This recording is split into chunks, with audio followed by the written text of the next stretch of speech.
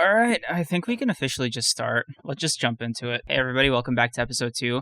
First off, I want to give a quick shout out and thank you to every single person that watched episode 1. I don't know if you've been keeping up with the views and stuff on that video, but it hit 1,000 subscribers. 1,000 subscribers, my god, I often wish.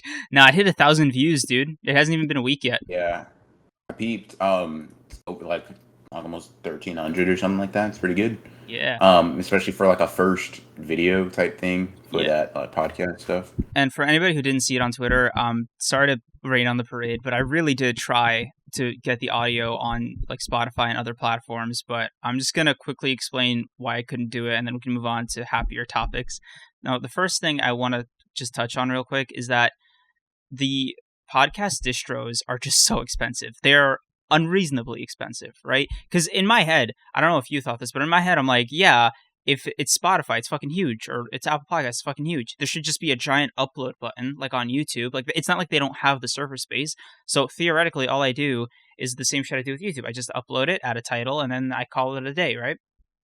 But that's not the fucking case.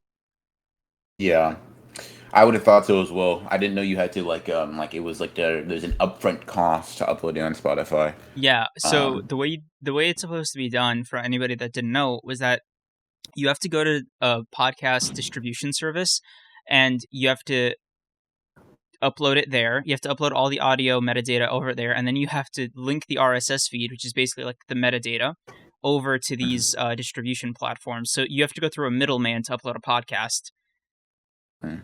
I don't got you. Why? It seems like a lot of extra steps for something that should be much easier, but I don't know.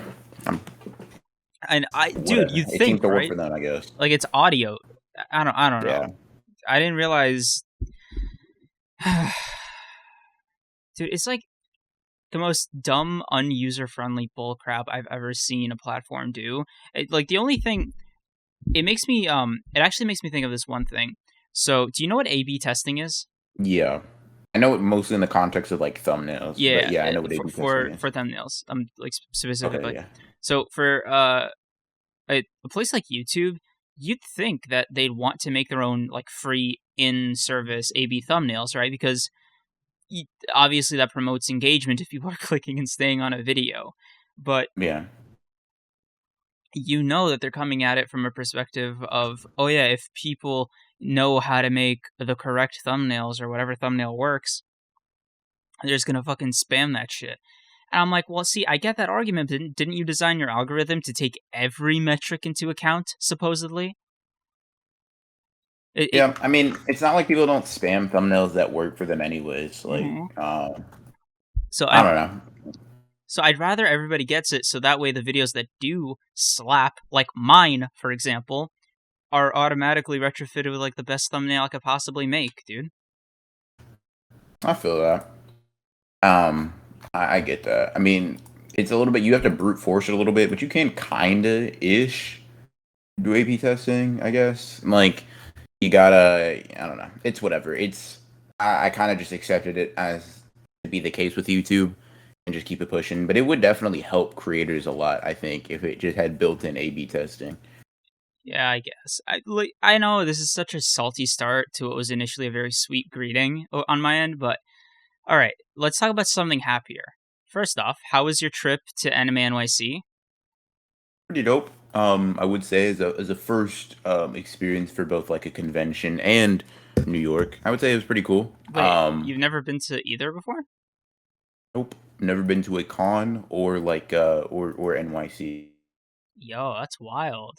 I've never been to the first experience for both of those, and I would say it was a pretty cool one. I was so salty that I didn't get to go to Anime NYC. Aside from you not being there, aside from not being able to meet you in person. Obviously, that's my big wish in life. But did you see that fucking Mark Phillips was there? Yeah, I saw that. It was cool. It was pretty dope. You saw him in person? Yeah, I mean, it wasn't like a personal greeting thing, but yeah, I did see him. Kind of like, it was kind of like a passing type thing, big group of people, a bunch of people know him, obviously. So it wasn't like a one-on-one thing, but it was pretty cool. Seeing him from a distance, I guess. Yeah, must have been pretty fucking cool.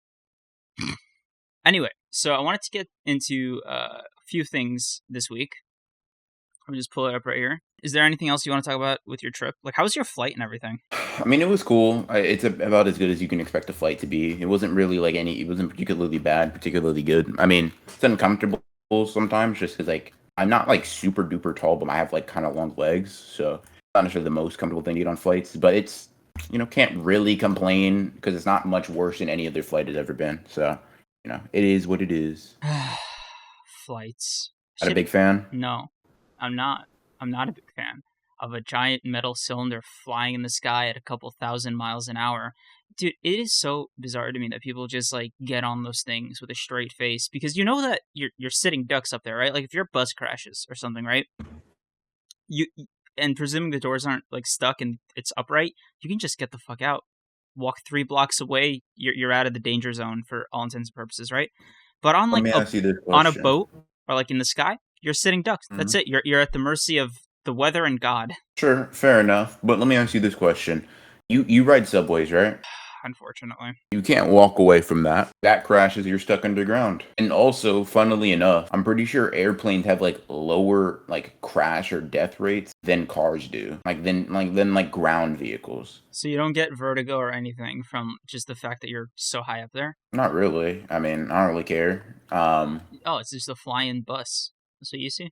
Yeah, just a flying bus. I mean, it's not much to me. It's not much crazier than like than a tin box that is able to travel at 100 miles an hour, right? I mean, I can understand the efficiency of it, but damn, is it terrifying. And the preamble doesn't help either, right? They don't put their hands up your butt to get on a fucking bus. Like, yeah, I mean that's true. yeah, but we got to do the kiss test because some terrorists put some bomb fluid on their lips or something. So now every TSA agent's gonna make a.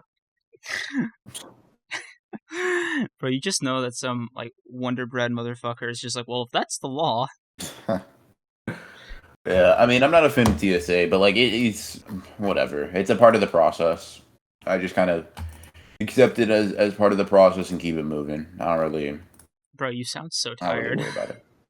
I'm not so much tired. It's just like talking about like planes and like I'm like, damn. The plane. I think what's happening is I'm getting flashbacks to when I was on the plane, and that's what's making me tired. Let's talk about something exciting or something interesting. Let's talk about like what chapters came out this week. Let's talk about those. Fuck, that was a good segue. Damn it. Ugh. All right, so listen, before we even get into the chapter reviews, I want to flip the script a little bit here. I want to start with My Hero Academia. Okay. Okay, here's my beef, man. I saw your little discourse around the My Hero Academia chapter this week with the end of the Stars and Stripes mini arc.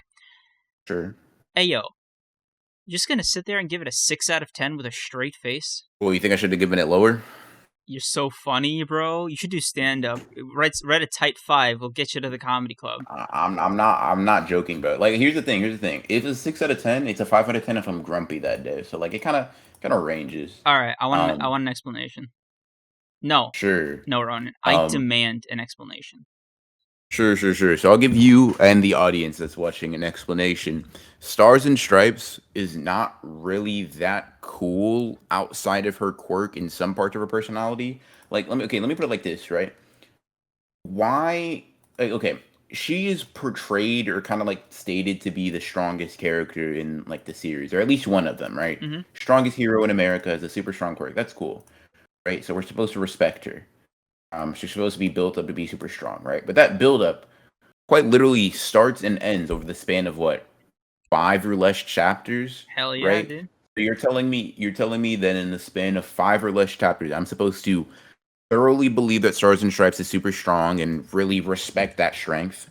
It didn't happen for me. I'm then supposed to be entertained and engaged in Stars and Stripes' well-being in this fight versus Shigaraki, a character that has been in the series basically since the beginning. Didn't happen. Then I'm supposed to convincingly believe that Stars and Stripes, someone who is exceedingly much more powerful than Shigaraki here, or at least her quirk is very broken, right? You can say obviously Shigaraki won, so you can say he's more powerful, blah blah blah. And then I'm supposed to see that threat fall, and then I'm supposed to care about that threat falling because it was built up. None of those things were executed well for me, right? Stars and Stripes isn't like a horrible character, but she is a mediocre plot device to me. Like, it's clear that if Horikoshi built Stars and Stripes up, that he built All Might up, maybe even in the back. She doesn't have to be as prominent as All Might. That's not really a reasonable thing to desire. But if she was a built up prominent figure in the background, right, slowly hyped up, or kind of like how All Might is via statements and lore, I'd respect her character and her power a lot more, right? It'd be like, let me put it like this, right? So obviously we talk about the recent JJK stuff, so I'm gonna make a JJK analogy, right? Mm-hmm. So do you think Gojo sealing would be nearly as important or cool if Gojo showed up in Shibuya and then got sealed? Okay, but that's not the same, because It Gojo's is. closer. It's the powerhouse of the verse. Okay, hold versus on. a super strong enemy, and they Bro, get okay, taken out of no, the fight. All Might is the powerhouse of the verse. Deku That's is the debatable. powerhouse of the verse. Deku would get bodied by Stars and Stripes right now, I think. Stars and Stripes would bully Deku, and Stars and Stripes arguably could bully All Might. Let me put it like this. If Stars and Stripes started the fight with the air doesn't exist 100 feet in front of me, All Might dies. Like, the only reason Shigaraki lives is because he has a regenerative quirk, right?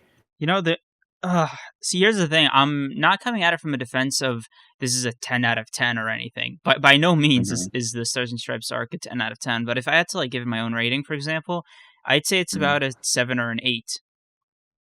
Because I mean, I'm not mad at the rating for sure. Right, but I think I come at it. Fuck. Okay, I want to talk about this later in the podcast, but I want to talk to you about it's kind of like a follow up to our objective subjective thing, but in a very limited way. I want to ask you about a 10 rating system, and specifically, I want to ask you about the 7 out of 10 slot, because that's by far the most controversial slot, I think. Gotcha.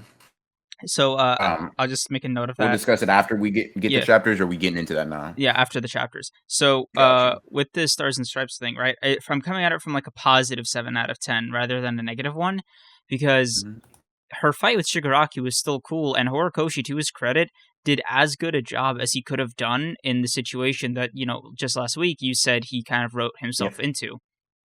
And you know how we were talking about My Hero Academia potentially being way more disappointing had Stars and Stripes actually been overcome? So I believe, was it you or me who said Stars and Stripes? Said if her effect on Shigaraki was lasting, then the rating I had for that chapter and for her character as a whole would be bumped up. Yes. If it didn't, then it would be bumped down. Yeah, right? I said that, right? No, I was saying that because I was the one that was. I mean, we were both somewhat critical of it, but I would think I was the more critical, saying it's a low rating. If Stars and Stripes does better, the rating will go up.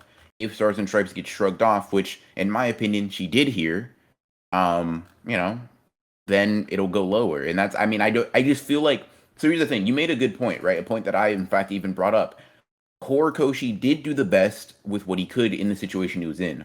All I'm saying is, right, he wrote himself in such a shitty situation that his best could only get him a 6 out of 10, if that makes sense. So, I'm not denying that Horikoshi did, in my opinion, an expert job of trying to retrieve the fumble that he created when he introduced Stars and Stripes like this, in this fashion, so late into the series. However, even in his expert ability, right, he could not retrieve that horrible decision, I think. Maybe it was possible, but me personally, as an amateur writer and as in whatever manga analysis YouTuber, whatever that's worth, right, I can't conceptualize a better way for him to have retrieved this, considering he made in my opinion, horrible decision introducing Stars and Stripes in this fashion. I think it'd be, like I said, I use the Gojo analogy because I think they're relatively similar, and you can argue Stars and Stripes is the strongest character in the series, barring the Shigaraki all-for-one fusion, right? So if Gojo was introduced in Shibuya, stated to be the strongest character in the verse, right, then is immediately sealed, that is so lame, and it's just horrible execution, because there's no build-up, there's no emotional attachment, there's no logical attachment, because we can't really. So here's the thing: would this all be alleviated, and if it did have a net result? Because alleviated, no. Would it be helped? For sure. So I just remembered what I was trying to say earlier. So we said that if Shigaraki just brushes off the entire attack, and All for One is just haha, that fight was a failure on Stars and Stripes, and I am just as capable, if not more. I now get this extra power because of Yeah. her. Then obviously that'd be bad writing. But I think Horikoshi did something neither of us were expecting, and he pulled off something truly mediocre. Because I don't think I saw it coming for him to be like, yeah, you know how you guys didn't want it to not mean anything, but you also like didn't want it to like obviously change up the entire story because, you know, it's Deku's fight. Otherwise, what the fuck's the point of this whole back and forth with him and Shigaraki this whole time? And he was like, "I got you, bro." So you know how Shigaraki's body is going to be ready in like 2 days? Well, guess what? Because of Stars and Stripes, they get an extra week because I'm nice like that. Like, Like to ooh, me, that's a ooh. non-point. Like to me, that is I don't know if this is gonna be a hot take or something. That is basically the same as not giving Shigaraki any consequences. That I means know, right? little to nothing I because for 100% all agree.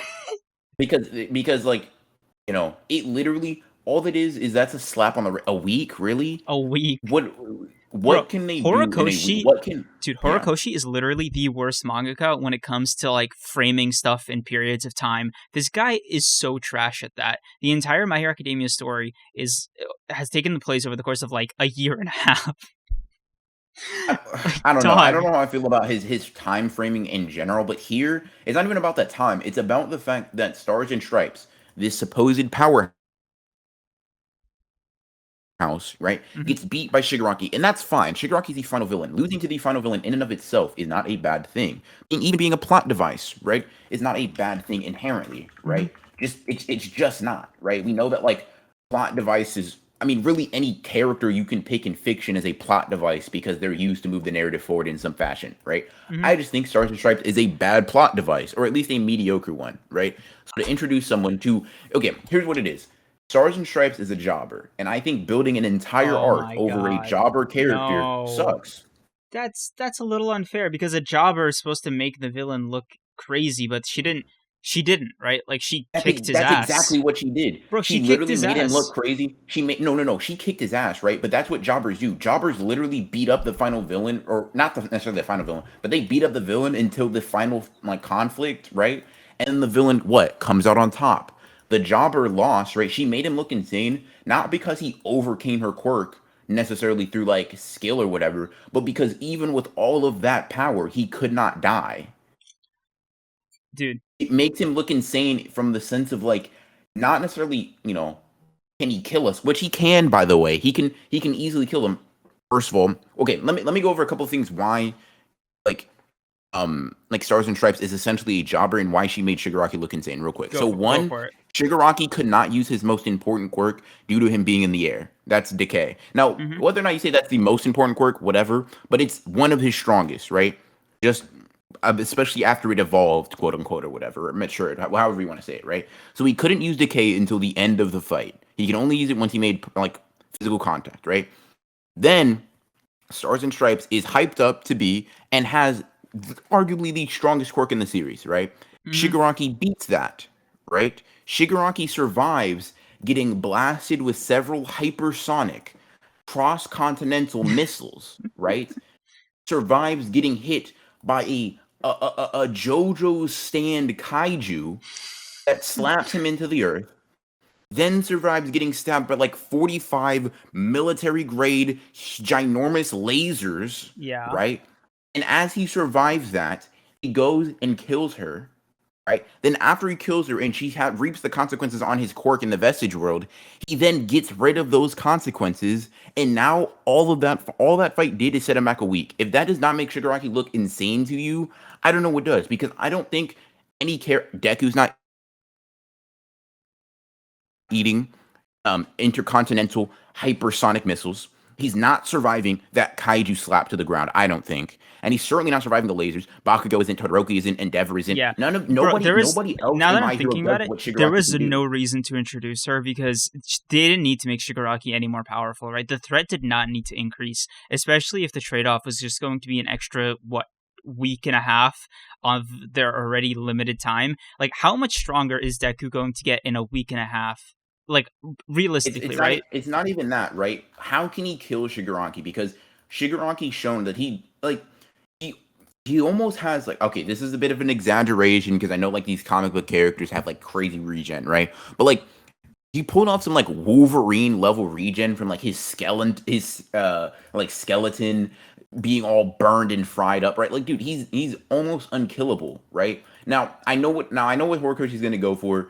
Deku is going to like not necessarily physically dominate and like beat Shigaraki with his fist. He will definitely have some of that, but in the most recent chapter, we see like Shigaraki, like Tenko, I guess you could call him, as that's kind of like how he is inside. Mm-hmm.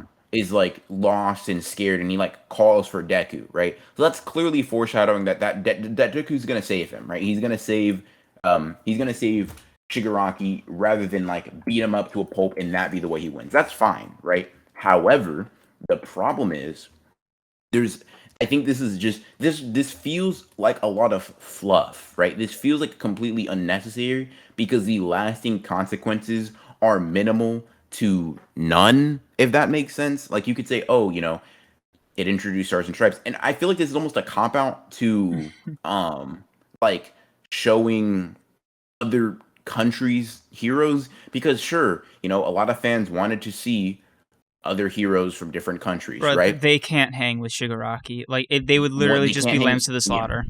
they can't hang with Shigaraki. And the one time we do get a character that can kind of hang with Shigaraki, they're taken off screen in chapters. Like that's not cool. I don't think. That's why I think she's a jobber, and she was there solely, or at least mainly, to prop up Shigaraki as a villain and as a threat when he already had enough propping to begin with. Fuck, now I'm thinking about lower in mind. It was just straight 7. Because here's what I'll tell you what. Just to come at it from a fair and balanced perspective, because obviously we both just railing on My Hero Academia for the second week in a row, and I have a feeling, I feel it in my bones, BR, that next week we're going to be right back here making the same criticisms. Yeah, I honestly, here's the thing. I hope not, because like I tweeted this out, right? I have not been liking My Hero probably since. I don't think I've been liking My Hero since Deku got back to UA and they kind of just brushed off all his trauma with a bath. Yeah, so So like I for the wanted past to. 6 or 7 chapters, I haven't liked it. So when I finish up my thing about Stars and Stripes, I want to get into like the larger. Like I want to. I want to step back a little bit and talk about maybe why the general vibe of My Hero Academia has been slowly declining. Not necessarily popularity or viewership. I'm just talking about, like, when you see people talking about chapters, the anime. I mean, the anime is a whole other fucking thing, but Yeah, there's been a little bit of a blah to it. kind of hype, you could say. Yeah, it's been like the energy of like 3 years ago is more or less like halved or like quartered. You know what I mean? Mm-hmm. So with Stars and Stripes, I'll start with that first. So my thing with Stars and Stripes that I found positive is that aside from the weird additions to the lore of now All For One has always wanted these 2 quirks instead of just, the one that has all this history and baggage with his brother and just this random quirk from America. So I thought that was a little goofy. And then the second thing is that despite that, despite despite Horikoshi choosing to make that decision of adding this little weird lore element to the entire process, what I don't think he foresaw was that he kind of killed it. I think if he had given Stars and Stripes a little bit more character development, like say double the amount of screen time or chapters or whatever to really like flesh out the story, then Stars and Stripes would be a far more interesting, significant character, right? Sort of, because we basically got like the abridged version of what is essentially a really good character. We got her backstory in like 4 or 5 panels. We got her powers, which, let's be real here, are like the bulk of why people are into her.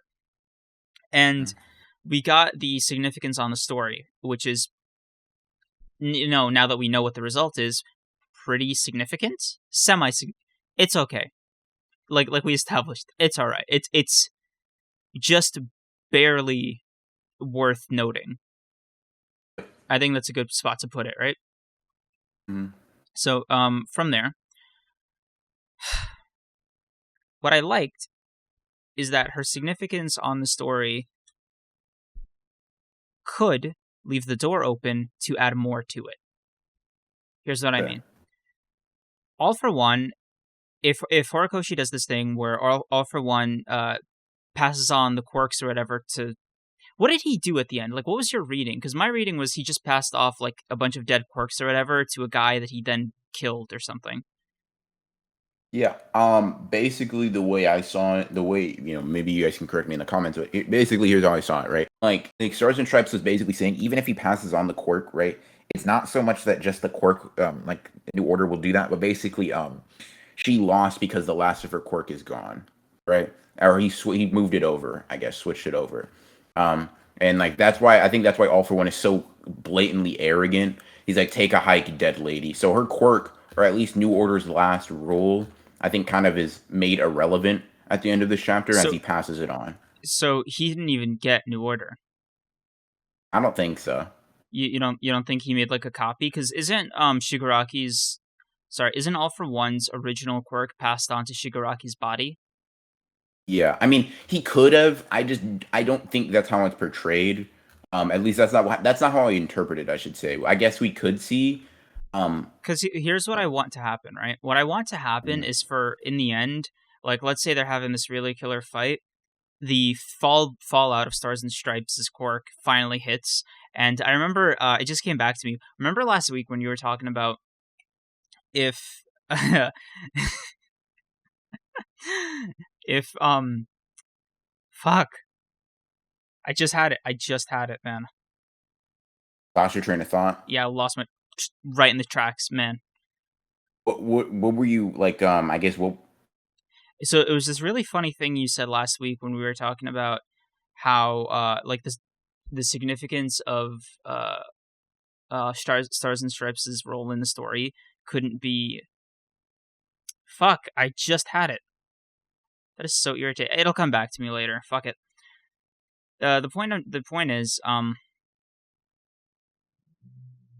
wow, dude, that was a hard blank. I'm gonna have to cut that part out. That was wild. I was like mid-sentence, then I just lost myself for a second there. Nothing distracted me too. I'm staring off into space right now. No phone, nothing. Wow, just went out for a bro. Like the fucking accountants in my brain just like went to lunch or something. Fuck. In any case, I guess we can pick up from the Stars and Stripes spot. Like, I mean, I just feel like this, right? Mm-hmm. The way Horikoshi, so like, I think a lot of people are gonna misinterpret. Oh, I remember. It was when you said thinking Horikoshi's like a bad writer here. I remember. I remember. So what you said was, if all that ends up happening is that all the quirks that get destroyed are like really irrelevant quirks that don't matter, that you're gonna be pissed off, and. Yep. Was this the next best thing? This feels like the next best thing, right? Like he just passes it off to another person in the nick of time. Like I said, unfortunately, like I guess we'll get into this later, but I called both JJK and My Hero's kind of like chapters this week. Unfortunately, My Hero, me calling it was a bad thing. I was being like not pessimistic per se, but I definitely wasn't as optimistic for this chapter, right? I expected it to go this way. And I'm not excited that it went this way. And basically that's exactly what it was, right? You can nitpick over the details of my like prediction, but at the end of the day, the basis of it was I predicted that nothing of note was going to happen. The quirk were going to be gotten rid of, or at least the danger of New Order was going to be gotten rid of, right? Yeah. And from my understanding, it essentially has. However you want to slice that of like, oh, it was gotten rid of in this way, and you said it was going to be this way. Sure, maybe you got the nitty gritty specifics wrong, but that's fine. I got the overall point of not much is going to happen from this, right? And to speak to the point of like, I don't think Horikoshi's a bad writer, right? I think he makes plenty of bad decisions with his writing sometimes and has to play catch up because of those bad decisions, right? Mm-hmm. Like, for example, introducing Stars and Stripes now instead of making that a reoccurring character or at least idea that existed relatively early on in the series, that's a bad idea to me. So, right? And since he had to basically, I don't know, fumble with that idea, that's whatever. So there's two things I want to like summarize about Stars and Stripes. I'll boil them down into questions. The first one is, with everything being said and done, now that it's complete and we can look back on the entire thing, knowing the ending, not just speculating week to week. Was Stars and Stripes, like, did she even matter? If we look at it in the grand scheme of things, no, because I feel like there are dozens of different ways Horikoshi could make Shigaraki's thing just take more than 2 days. Like there are dozens of ways, because the only lasting impact she has, right, is maybe she personally impacted All Might a bit, maybe, but we're not focusing on that, I bet. And also, Bro, All Might didn't she even know extended her. yeah, no, he did. He did know her. No, he When didn't. she was a kid. Yes, he did. No, he saved her, but he didn't know her. He said, "Oh, I would have Let me show liked to you. meet her one day." Yeah, let me show you. Um,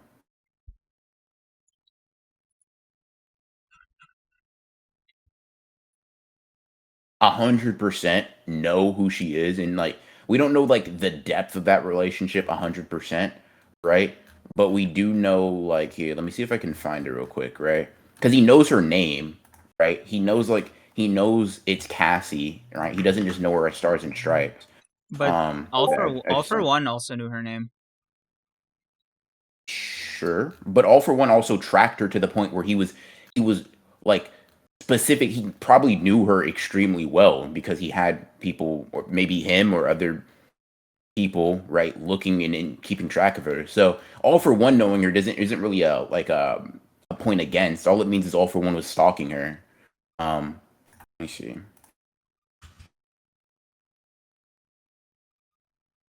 You can say like, oh, he didn't know her very well. When I would say, sure, that's a fair point to say, but like, All Might does kind of imply he somewhat knew her to an extent, right?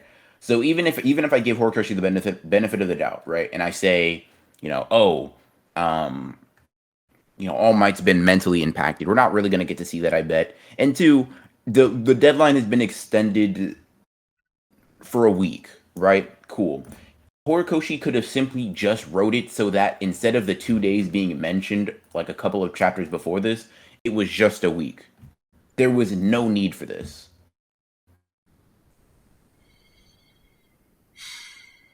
There really wasn't. There really fucking wasn't. And just to hammer home my point for anybody that's very like, kind of, that thinks maybe I'm being contrarian or just doesn't understand yet, if Gojo was introduced in Shibuya and then simply got bodied and sealed, right, after being hyped up to be the strongest only in that arc, it would have sucked, and I would have had to admit that it sucked because that would have been extremely disappointing and honestly quite annoying. So, keeping the same energy, I just don't think Gege fumbles like in this sense, right? You can load a lot of criticisms towards him, a lot that I would say that don't apply, but I don't think that's one of them, right? And I feel like Horikoshi just missed, and we kind of talked about this earlier. I don't know if you wanted to segue into that because we've kind of been talking about My Hero as a whole and like Horikoshi's writing style.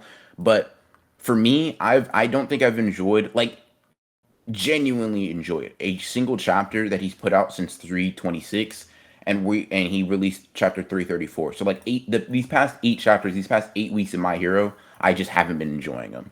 And it's not like, obviously I want to enjoy them. I don't know who doesn't want to enjoy stuff that they read. It's just not. It's just that he's just been missing for me quite a bit lately. So I actually agree with you, and my theory about why My Hero Academia has been, fuck it, I'll just say it. I think the reason My Hero Academia has been sucking recently has mostly been because it's just been more and more and more distractions away from the main cast Horikoshi's built up. So, for example, I know you're gonna probably disagree on this one because what else is new, but that chapter with Ochako should have Mhm. lasted one chapter, and that should have been it. The next chapter was a complete waste of time because it was just like even more flashbacks and even more. She's actually saving the heroes. Like, yeah, I got it the first time. Thank you. All I wanted to see in the supposedly last act of My Hero Academia was the main characters that I've gotten to know and love do some shit for the final arc. Because if you think about it like this, for the entire series so far, we've been following Kirishima, Bakugo, the rest of Class 1A, all of these guys and all their, little journeys and stuff more than anybody else. So why is it that they're not getting the focus, right? We hadn't even seen Ida and Bakugo in God knows how many chapters since like the war arc or something, right? What were we on? What were we talking about? I bro. feel like I was Bro, ranting about My Hero being bro, that's what garbage or we've been something. doing the last 40 minutes. Bro, So I feel bad because like it comes off as like I don't like this series, and that's not. I know, bro. This is literally one of the series that got me into anime. You know what I mean? Yeah. And I think we even said it last week. Part of the reason is just it's so damn frustrating because you love this thing so much and you have all this attachment to it. And I'm speaking for myself at the moment, right? Yeah. You have all this feeling towards it, and you just want it to just be good. Right, the entire way through, you believe in the manga. You're like, yeah, he can write when he wants to, right? And he can definitely fucking draw. So, like, what the fuck's his problem lately? Yeah. Because it's not like the writing's been bad. It just feels like he kind of forgot that he's writing My Hero Academia. Here's the way I look at it, right? Mm-hmm. And Horikoshi does not handle his outside of like maybe Bakugo, he and kind of Endeavor, Mm-hmm. he does not handle the quote unquote good guys or the protagonists nearly as well, at least not their mental state, nearly as well as he handles the antagonists, right? Like at least like I mentioned this in like the most recent My Hero video I did, but like Deku isn't living up to his potential for me personally because Horikoshi just completely ignores is the trauma he should have gone through with like the solo whatever the villain hunt arc, whatever it's kind of called by the fan base right now, right? Mm-hmm. It's just so I don't know, it's just so disappointing because I feel like there's a lot of things that could be explored or could be explored better. And I wouldn't say My Hero is being rushed, but it feels rushed, if that makes sense. It feels as if like Horikoshi's being pushed to a deadline right now. Mm-hmm. And it's really weird because like I'm not saying it is or isn't, right? I have no idea. But it just feels like he's putting out these ideas and then not executing them nearly as well, not giving them time to breathe, like writing things in that didn't have the proper build up. It's just really strange. Can I just say something controversial? Go ahead. What you've described is the feeling and reality of what's happened with Bleach near the end of its life. Yep. And I don't know if you're getting similar vibes. Honestly, I'm not, only because I think Bleach did its rushed ending better. I feel like now this is assuming if My Hero is being rushed, which it not necessarily is, it sells well, right? I feel like it is because, like I said, the biggest time gap. Hypothetically, it is. No, because the biggest time gap was a month. He leaves UA kind of at a drop of a hat, and then if you think about the timeline from there, it's only been 12 days. Like it has not been a long time, and it's starting to feel like the story's getting more and more and more. It's like getting rushed out the door. Yeah. Like, he needs to give himself more time, but at the same instance, he kind of wrote himself into another corner, I feel, with the timeline. And that's why he added the Stars and Stripes thing. He needed to give the heroes, more time to train, because Deku's been, like, running himself ragged, right? And so, from Horikoshi's perspective, I think this is him being like, yeah, man, I'm gonna give him 12 whole days to get stronger, to, like, rest up. It's cool. Like 12 days. The thing is, like for other shonen protagonists, 12 days would mean a lot, right? Yeah, like if it was Goku, Ichigo, it means a lot. Ichigo, it means a lot. Naruto, it means a lot, right? But the way I think it's been structured, characters for the most part do not get drastically stronger. Yeah, typically in that short amount of time. Bro, in My Hero Academia, like, you know what's fucked?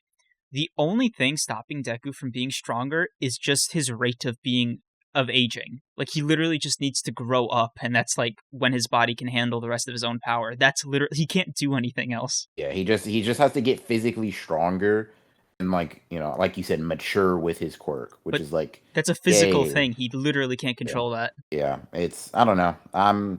Maybe it's going to be a lot of strategizing, but like, here's the thing. I feel like Horikoshi can make this fight much more interesting and much better if it sort of takes on a style of the Lady Nagant fight. A fight I really enjoyed, honestly. If it's a lot of strategy, a lot of mind games, a lot of like, kind of like almost like guerrilla warfare type fighting, I think Horikoshi can make this fight between Shigaraki and basically everyone else really, really, really cool, right? But he can also fumble it so hard that it would make me genuinely not like the series that as much anymore. It can go both ways, right? Like I'm leaning more towards he's gonna do it pretty well. The art department's probably gonna go crazy. I don't know about how the fight's gonna go down itself. I'm still kind of holding my breath for that because Horikoshi, to me, has been on a cold streak. Yeah. But I just feel like he just doesn't explore certain concepts in enough depth for me to really enjoy them. Because I think if he gave villains the same, because you know who was a good one-off villain is Lady Nagnat, right? She was like pretty good for the. She got the same amount of screen time as Stars and Stripes did, but I think the impression she made, despite her also sort of dying at the end, was much better suited because she was obviously less significant. Yeah. Like her screen time was proportional to her significance in the story, I feel. Yeah, I mean, I like Lady Nagant, I feel like, quite a bit more than I like Stars and Stripes, and I feel like it might be because of what you said. She's not built up to be this goddess of the verse, right? Yeah. She's strong, she's a pro hero, Mm-hmm. right? And she gets treated as such, or was I guess a past pro hero, and gets treated as such, and gets taken extremely seriously, and is used, in fact, to hype up Deku, right? Mm-hmm. That's fine. I just think she doesn't have that, like, she doesn't have the weight of being a literal powerhouse that can slaughter almost anybody. Is not a disappointment. It's to be expected. Yeah. Dude, talking about My Hero Academia is getting a little exhausting because of Horikoshi's. Like, let's move on to a real series, a real good series, man. I wanna just wrap up something real quick. We'll call these like thoughts that don't merit an entire topic of conversation, just stuff I want to put out there in the ether. First off, does this mean Vigilantes isn't canon? Because they had a different number one hero for America. Vigilantes most certainly is canon. I think yeah, we know it's canon because of certain flashbacks for Aizawa. And yeah, I'm pretty sure it's like almost confirmed canon. I think it could just be at a different time. Like, yeah, in fact, it should be at a different time. Yeah, it could still be canon. Stars and Stripes could have just became number one hero after that guy. Oh, okay, cool. Yeah, so I just wanted to get that out of my head because it was bugging me. I'm happy because from the last panel of the chapter, it seems like he's focusing back on the main cast again, which is Horikoshi's sweet spot, in my opinion. He kills it when it comes to writing Deku, Bakugo, and Todoroki, especially because if he's focusing on them again, it means that we get like a return to the roots of My Hero Academia, which is what I love about it personally, right? I like when the characters in Class 1A and such interact with each other and like vibe off each other because it's like nice. I'm one of those people that I like the feeling of coziness from characters interacting in a very normal way. So when everybody's chilling in the dorms or when everybody's at like the local tavern or whatever, like that's great like writing on like for me personally. I don't know about you, but like that's really what I want to see more of. I just want to see more breaks like that, but without it being detrimental to the main story. Yeah. So I literally want it to be in service of, oh yeah, it's like a little short brevity in like this very serious time. So like they're goofing off during training or something. Something to like reinforce the My Hero Academia vibe that I think's been lacking the last 2 months. I feel like I can relate to that. I really like that, and especially other series that have like really strong casts. I feel like I can relate to wanting those interactions. So yeah, I mean, personally, I'm just hoping that these next few chapters break the cold streak for me because it really has been almost a chore to read these My Hero chapters rather than being something I'm looking forward to. Yeah. So, yeah. Dude, no joke. I actually forgot that My Hero Academia chapters came out with Jujutsu Kaisen chapters. Because, like, yo, you know, on Thursday nights, I'm just, like, fucking refreshing and shit. I'm like, yo, is it up yet? Is it up yet? And then, like, next to getting paid on Fridays, I most look forward to Jujutsu Kaisen chapters when I wake up. Because, obviously, I told you, I'm a fan scan guy. But... yeah. With My Hero Academia, I have to like actively remember that they come out at the same time. Yeah. Like I just want to be excited for it again. Yeah, same. I would like to be excited for it because right now, like JJK is like the main series I'm excited for. Like I'm excited for other series like Mission Yozakura Family. I really like. I don't know if you read that, probably not, but I'm really excited. I really like that when it comes out every week. There are certain other series I like when they come out. But it used to kind of be like My Hero, JJK, and, you know, other series that kind of complement it. But now it's just like JJK is holding a lot of weight, and then other series are supplementing that. And it's just kind of like... Nah, man, JJK is holding all of it. Like, no fucking wonder Gege keeps needing all these hiatuses. His back must be broken from carrying all of Shonen Jump. Yeah. So, speaking of, you know, now we can finally segue into JJK. Phenomenal chapter. He don't miss. As He always. don't miss. Dude, it's unreal. How do you do it? You know what I think Akutami's secret sauce is? It sucks as like an audience member, but I think this man is like so committed to his story ending from like day one. The second he put pen to paper, he's like, yeah, this shit's got to be over. Yeah. Like I literally cannot, as much as I want it to, bro. You know I fucking want it to. As much as I want JJK to go on for like 600-700 chapters, I know like Gege would rather like burn every single page he's ever written than do that. This is definitely not good. This is definitely going to be more of that 300 plus chapter type of story, right? Yeah. I think he's got 2 more major arcs, including this one, and maybe 3 more minor arcs in him. So. Yeah, like I think by 2024, JJK's over. I agree. I think 2024, 2025 at the latest, it's over. But Sucks, yeah. Well, let's talk about the good stuff. This chapter was amazing. Yeah. And I called it, you know what I'm saying? I called it. If you guys remember last episode, I did in fact say that Higuruma was going to give Yuji the death penalty. Look at Yuji's face, right? Look at him admitting to that. Think that something was off, which he did, right? And then clearly he was going to like not kill Yuji.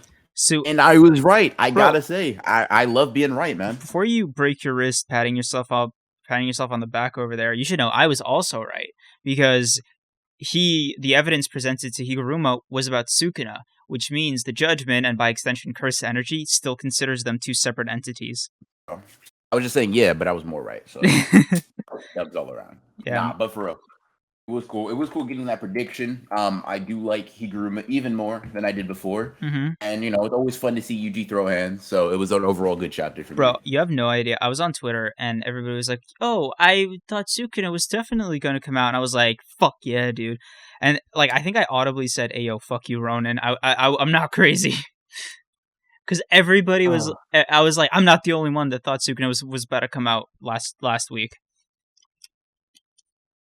Yeah, I mean, so a lot of people did. I just think Sukuna is going to come out for a much bigger moment than this. Obviously. I saw some, I don't know if it was you or somebody in your replies that was like, Sukuna is going to use his Enchain thing during the negotiations of the 100 points with Higuruma. And I'm like, no, because Higuruma's not like held hostage or anything. He could just, say no. You just wait the 30 seconds out. Are you there? Yeah, no, I'm here. I'm just kind of like thinking over it. I'm trying to remember back what we were talking about last podcast. But I mean, I think I saw you retweet the Enchain. I don't know. I feel like I'm sticking to my guns and saying Sukuna is coming out later. Yeah. Yeah. I just think he's not going to show up now. I hope that we don't see Higuruma and Yuji for a while now. Dude, you want Megumi to kill so fucking bad. Yo, you gotta chill, bro. Listen. Megumi needs to murder those 2 for real. Okay, yeah, I want to see him murder people too, but that's because I'm like a bloodthirsty idiot, man. What's your excuse? Megumi's my favorite character, and I want to see him catch a W. Hello? Bro, you're the same guy that's like, nah, man, Ichigo has to kiss all of his villains on the lips and fully embrace them. Nobody said that Ichigo bullies most of his antagonists. He cut Aizen in half, killed Ginjo, bullied Grimmjow, bullied Ukiura. Like, he bullies his antagonists. Bro, Ichigo has 0 chill, dog. All he needs to do is just kill these guys with his insane fucking pseudo-chimera powers. Especially, bro, anybody not named Yuach should have been folded easily by the time Ichigo came back with his 2 swords. I was rereading 1,000 Year Blood War arc for fun, not for a video, and I was, that fight, that altercation when Ichigo comes back from the royal palace and is like drip, dude. I love the way Kubo draws Ichigo post training. He gives him like the nicest like sand dune like outfits ever, but he's like all dripped out, and he's seeing Kenpachi get fucking folded by the Barbie girls or whatever, and then Ichigo's over there, double Zangetsu'd up, and he's not immediately killing everything in his path. I'm sorry, that's just bad writing to me. Not the Bleach episode, so I'll let that slide. Yeah. Bleach fans just know he missed, but we'll talk about that. You know what? You want to quickly address this point? Go, because it's just a matter of opinion there. So what are we addressing? That Ichigo should have bullied people? I'm saying it's okay. Don't you think it's a little bizarre that he just isn't? Because he was obviously super pressed for time, right? Especially because Yuach was like on his way back to the royal palace. So Ichigo was like trying to zoom over there, right? But there were so many Stern Ritter in his path. I think there were 8 of them actually, right? Yep. Ichigo had way more than enough power to get rid of all of them. I defy you to tell me otherwise.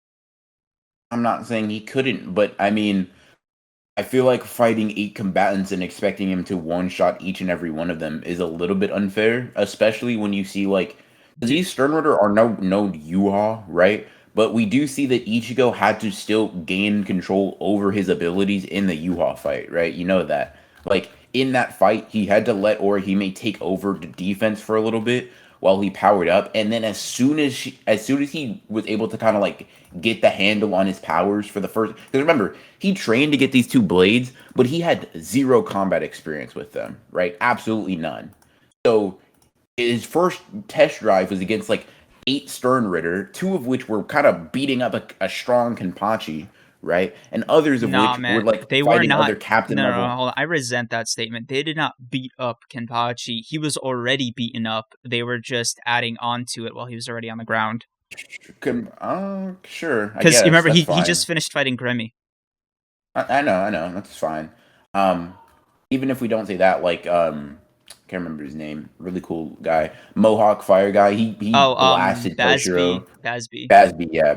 He blasted Toshiro. Like, they're all like at least captain level. And saying Ichigo should have just one-shot 9 captain level fighters in base, Ichigo, right? When he just got his new abilities. Ichigo is literally an otherworldly demon. Like, let's take a step back for a second, right? He's literally built different. Mm-hmm. Like his physiology is so unique, and his entire being is unreplicable, right? Mm-hmm. He, aside from Aizen and Ichigo is literally the strongest character, bar none. Like, okay, Ichigo. Wait. Ichigo. Okay, who are you saying? Ichigo is the eyeball monk, the guy with the names. Yeah, no. I know who Ichigo is, but I'm saying Ichigo, debatable. Honestly, I think Ichigo would kind of wash him. So Yuha and Aizen are really. You're saying those would be above him? No, I'm saying like those are the only people he can't one shot. I disagree. I'm sorry. Let me put it in a way you can understand. Sure. Anybody not named Aizen or Yuach gets 2 shot. Anybody else gets 1 shot. Oh, Yuha bullied Ichigo. What do you mean? Yuha gets 2 shots. Hold on. Before the Almighty, like fully awakened. Before the Almighty, Yuha was still clashing with Ichigo. Anyways, even if we disregard that, Gerard probably bullies Ichigo. You say Gerard? Gerard's an English name, man. Gerard is the miracle guy, the guy who fought Bankai Kenpachi. Yeah, I've never heard somebody use hard G's for that. How are you supposed to say it? Gerard. Oh, whatever. Damn, Ronin out here hating the Brits. Oh. Dude, this Bleach episode is gonna take a lot out of us. Out of you, because I'm gonna be right. But I'm gonna make you work for being right, dude. After the podcast is over, your throat's gonna be parched. You're just gonna hit the bed straight. You're gonna sleep for 10 hours. Yeah. But yeah, okay. So how do we derail the? Anyways, what were we talking about? Oh, rushing your manga at the end. Sure. Yeah. Bleach did it better in my opinion, because I didn't really like. outside of maybe the way Yuhan lost, there was not a single point in time where like I felt like also Ichigo's Bankai. Those two instances are the Yeah. only times I can list. I can go over 8 chapters of like Horikoshi feeling quote unquote rushed and me not enjoying it. Yeah. Um, There was also the thing with Kenpachi's Bankai and Yoricho disappearing. That could have been explained a little bit better. I thought the implication was pretty clear. Like Yachiru was like the No, manifestation of Zanpakto. no, because she was still seen by other people. She still had her own sword, etc. So, The spiritual pressure can be seen by other people. not And like in fact, that. yes, he can. No, because you remember, we know Zanpakto can do that. Actually, yes, that's but literally what they do. but Zanpakto that like belong to somebody don't appear to the other person. So, in Shunsui's Bankai, for example, nobody saw his like the purple haired lady that appears with his Bankai except for him. Not even Lil Barrow. True. I don't know. I'd have to reread that part. Yeah, so actually I found out that Kubo revealed the answer to it like a couple months ago. like very recently. Like in like an interview. Oh, gotcha. Yeah. Do you want me to just tell you?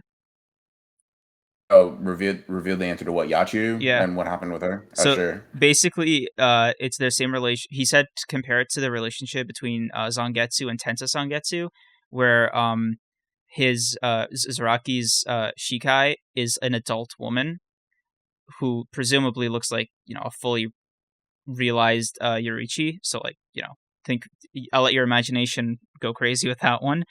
And then Sure. his Bankai is actually Yorichi.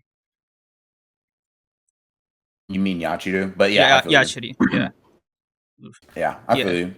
So when the sword basically wanted to know Zaraki, so cut a piece of its power out and made it into a form, and then so this is where it gets weird.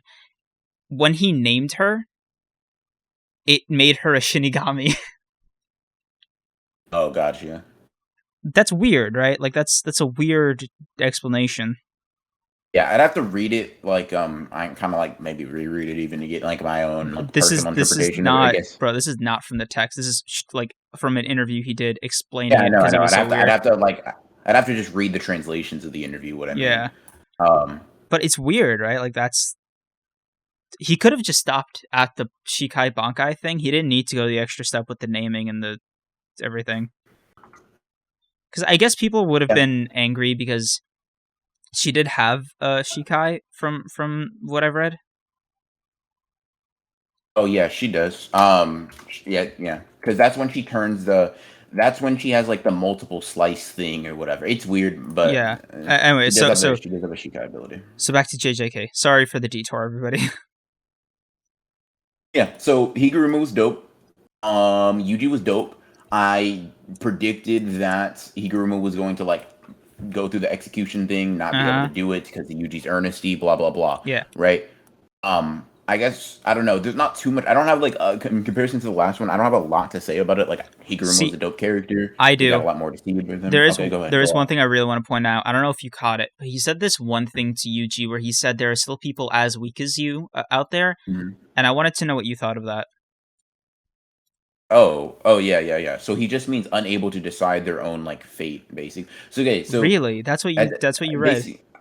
Not physically weak, obviously, because he comments on Yuji being strong several times. So he doesn't think he's like weak in the sense of like a combatant, right? He means weak. At least when I look at the context, right? He says people are weak and ugly, right? Because as like he's like that's why he doesn't want to be a judge, right? People are weak and ugly, right? And he says, until that point, at the very least, I thought I should value that very depravity which other animals don't have, right? Basically, what he's saying is that, like, weakness in basically everybody, right? That inherent human weakness, right, that people have is something he wants to try to defend, right, as a lawyer, I guess you could say. And that weakness is something he sees in Yuji, the inability to contain Sukuna completely and completely control his own fate, right? Something. Yeah, I'm surprised that he didn't have any reaction to Sukuna's existence.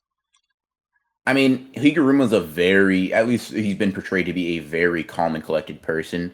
I mean, hell, even after getting punched in the chest by Yuji, he just falls into the chairs, coughs, and then gets up, kind of like chill. Like he's not a very expressive person. Even if he was surprised, I don't imagine he would have been like extremely expressive with that surprise, in my opinion.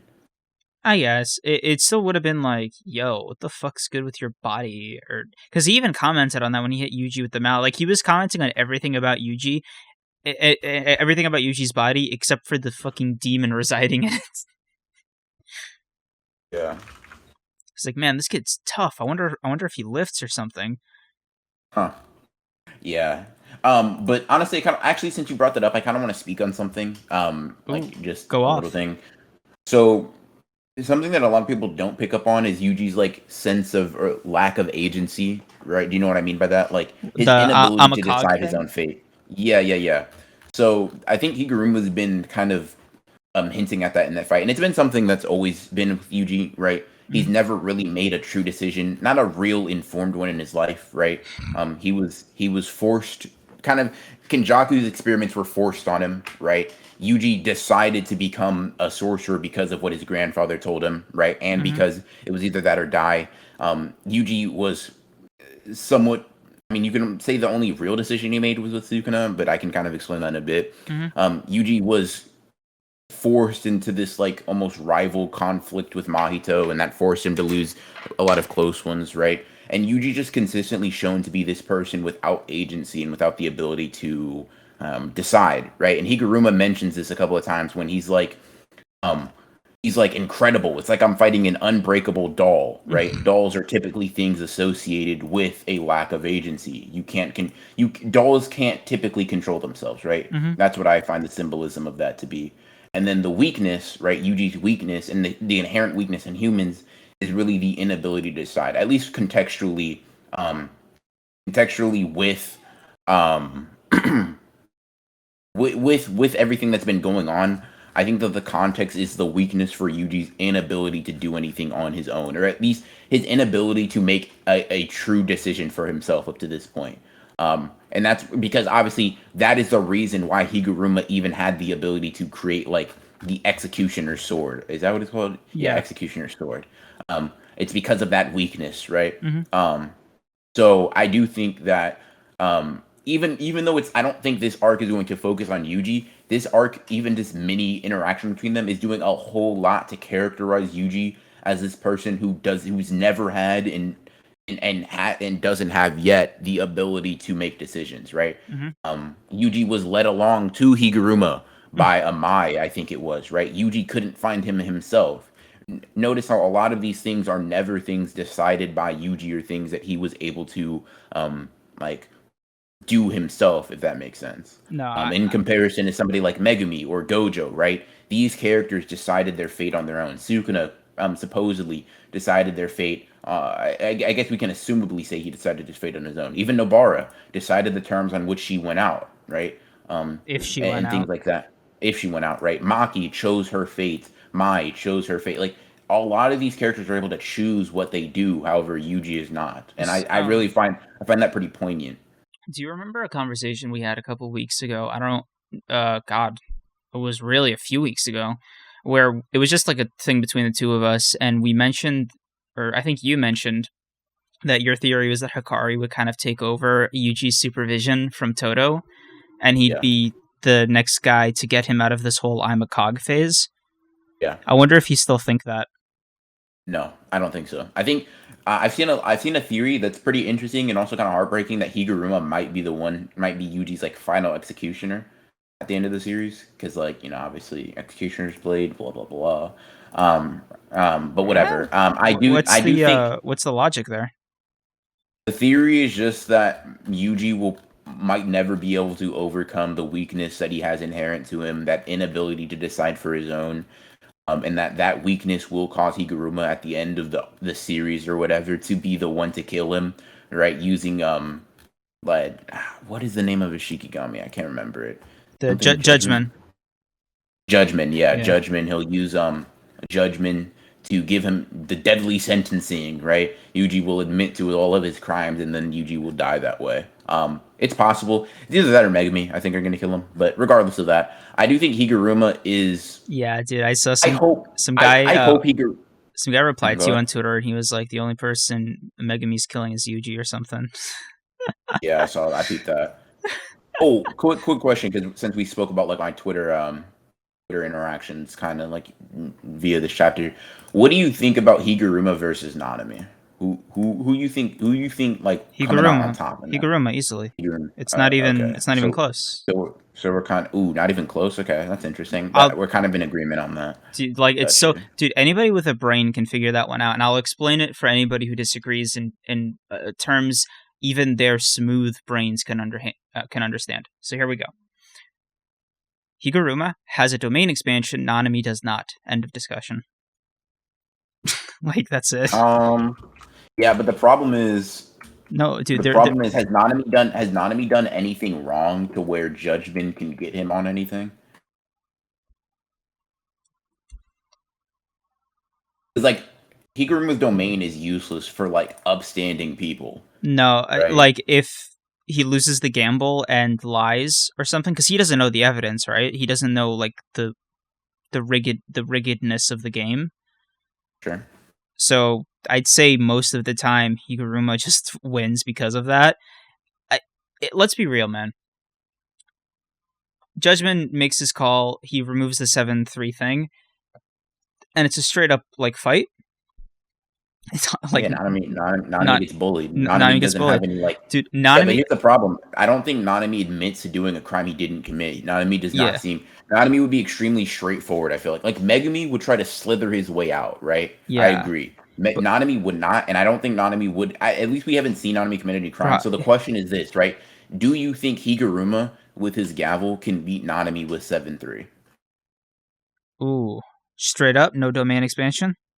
No domain expansion, because I don't think it's useful in this fight. I don't think Fine. Higuruma can get him on anything. Honestly, if it's like that, then I think Nanami could win.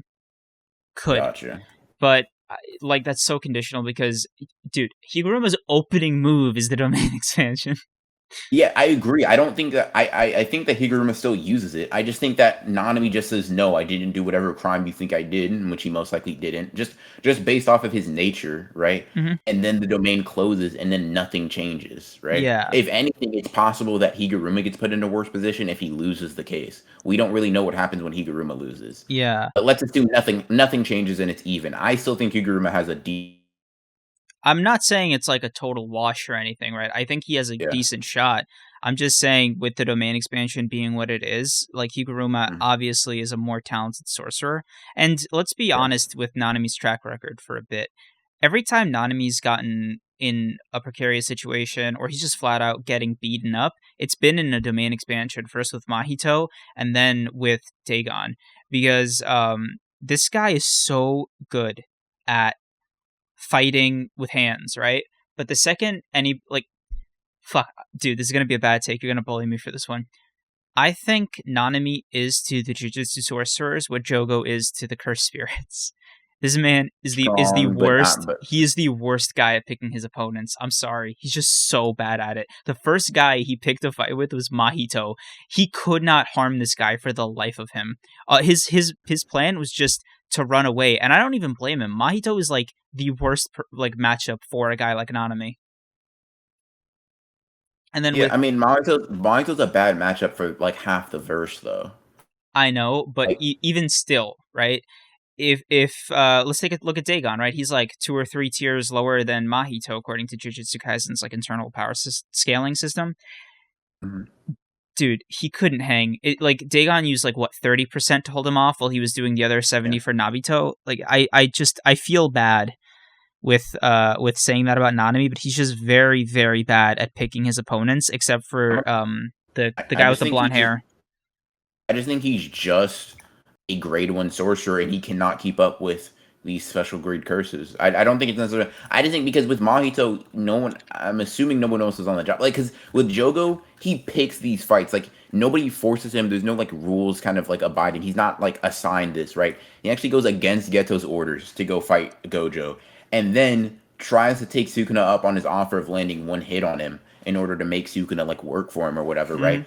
But Nanami was already in Shibuya. He kind of had to fight Dagon, right? And Mhm. if he didn't, he would have just ran into like Choso, who would have bullied him, or he could have run into Geto, who would have, or Kenjaku, who would have bullied him. Mahito would have bullied him. There was no person in Shibuya at the time, besides like Haruta, that would not have literally either did what Dagon did or one shot him. In my opinion, Dagon was the best case scenario he could have picked. Yeah, like below Dagon is where I would put Nanami on like his best day. I'm sorry, but I think Higuruma's ability is much better suited for cursed spirits like Dagon, for example, or like Mhm, more culture or more morally bankrupt Jujutsu sorcerers. Because mhm. like we know from Jujutsu Kaisen, some of these dudes are trash without their cursed techniques. Yeah. Like there's a few exceptions to people to characters in Jujutsu Kaisen who aren't like totally helpless like if their techniques were to be removed. Number one, surprisingly, isn't Maki or Yuji. It's Mei. No, Yes, Yuji's still better off without cursed energy than she is without her cursed technique, no, and I because stand she by uses that. a cursed tool, right? It's not like we don't know if Judgment can confiscate that, but she's used to it, is what I'm trying to say, right? That's fine, but disrupting her cursed technique disrupts her cursed energy, and that would just make her weaker. Bro, And are Yuji's we on? probably still Bro, bullying we her are on this shit again. She's already perfected how to fight without it, right? She knows. without a good cursed technique, but not without cursed energy, Yeah, right? Every sorcerer uses cursed energy to amplify their physical stats, yo, right? So ooh, even if we remove her cursed technique, hold on. right? What would we? Let's say Higuram's ability worked on Maki or Toji, right? It would still have to find them guilty, like assuming they found them guilty. It needs to take something. Like it just needs to. So with Yuji, it didn't have a cursed technique to take, so it just automatically took cursed energy. It didn't make a big spectacle of it. It just took it. So what would it take from Maki or Toji? You could argue heavenly restriction, but that's only if it necessitates that it has to take That's so something. dumb because if you take away the heavenly restriction, they get cursed energy. Mm, I don't think so though. Like I don't think that's like they're it, cursed, and I don't think they just gain. I don't know. It's kind of weird how that works. I don't think anything would happen though. I think Toji and Maki wouldn't lose anything. At least based off the way he explains it. Like Higuruma, let me put it like this: based off like feats and statements, there's no reason to say Higuruma's like judgment would take away anything from them because they don't have a technique nor cursed energy to take. I don't know. I figured they take organs or something. It'd be so weird. It's just so unrelated to the Jujutsu world. Like organs are just like a normal human thing. Like I feel Yeah, like no, but if in anything, Jujutsu, mind, body, and soul are all connected. sure, but the Otherwise, Toji's body wouldn't have like overtaken that corpse. Uh, well, a future corpse. well, the reason he did that is because of heavenly restriction, though. Yeah, That's why he can do that. yeah, but it still counts as part of the Jujutsu world, is what I'm saying. So it would be affected by judgment. I'm not saying an organ. It technically it is a part of the Jujutsu world because it's part of people. But what I'm saying is right, like an organ, it doesn't make sense because that would be this basically the same as executing somebody, right? You take away really any organ, just remove it, they will die very shortly after. That functions similarly to the executioner's sword, which I don't think he would be able to do with his like base domain taking away ability. Maybe I don't know. I think that God. Isn't it funny now that I think about it? Jujutsu Kaisen and My Hero Academia both wrapped up their mini arcs on the same day. That's crazy.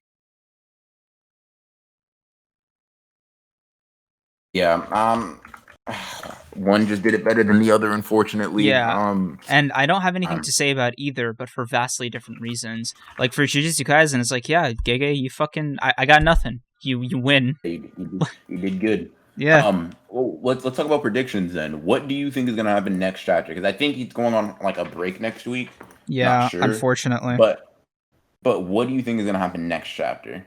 I think we're right back with Megumi, or we get to find out what the 100 points is going to be added.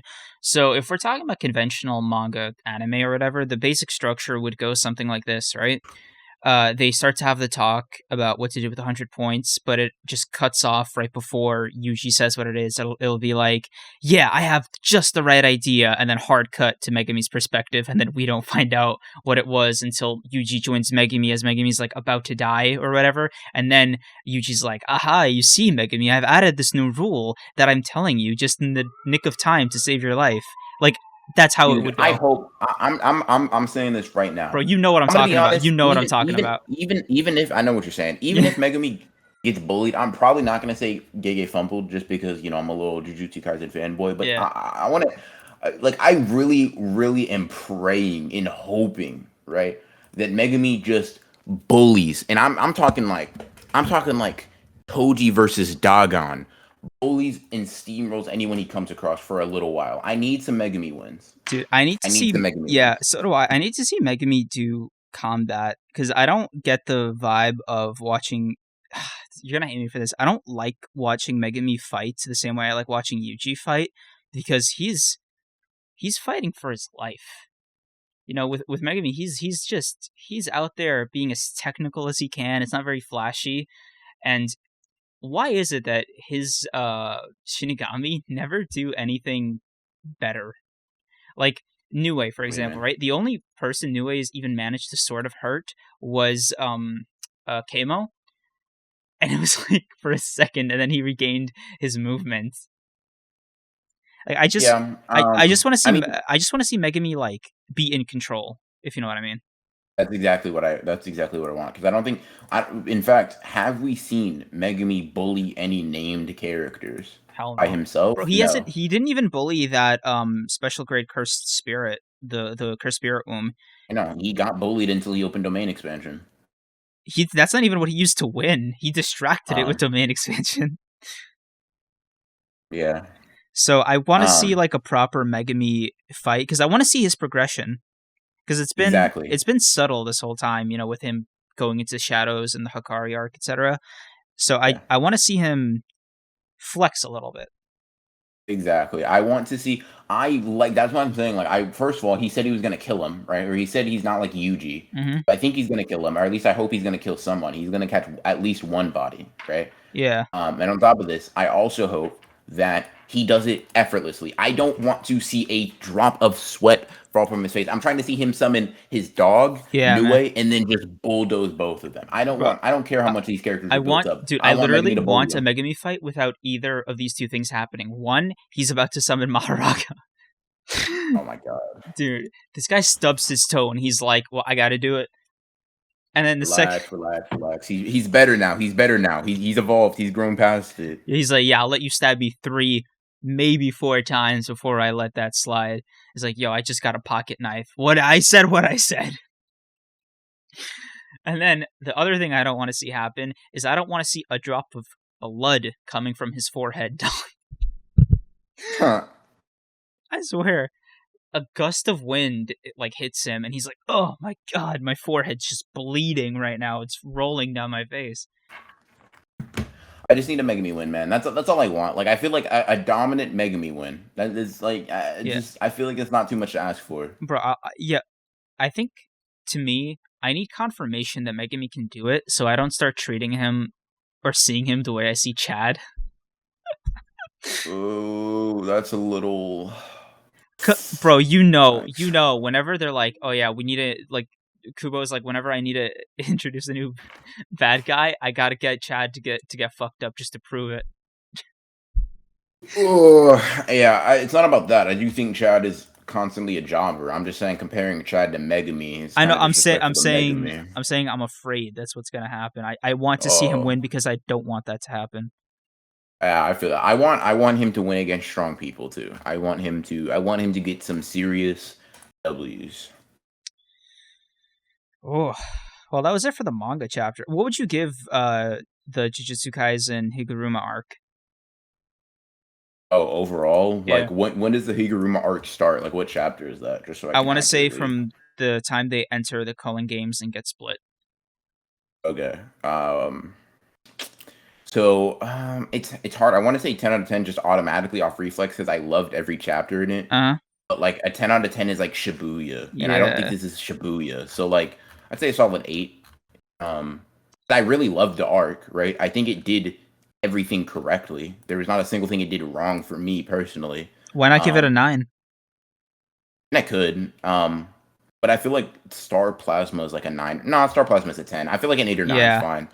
I went 8 because I didn't want to go too high and feel like I was, being too fanboyish. But if I'm being honest, yeah, it's a perfect arc for me. Like sometimes I hesitate giving things really high ratings because it seems whatever. Bro, But like who's the gonna arc didn't do anything Bro, wrong, who's so gonna I'm happy. I'll put it to you this way, man. You can give it as high a score as you want because whatever shit anybody will ever say to you, it won't nearly be as bad as the shit I'm saying to you right now.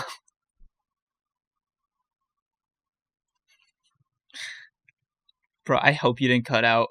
Oh, you did. Fuck, that was such a bad timing to cut out for. Son of a bitch. I hate you, Discord.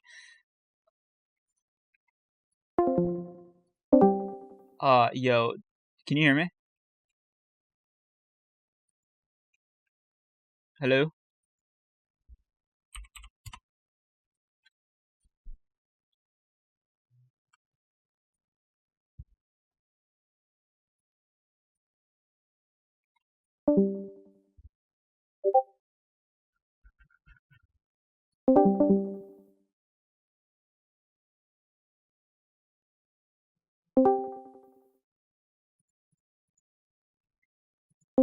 Alright, there we go. Yeah, it might have dropped. Yeah, I Yeah, can hear you. but so, did you hear what I said before it cut out?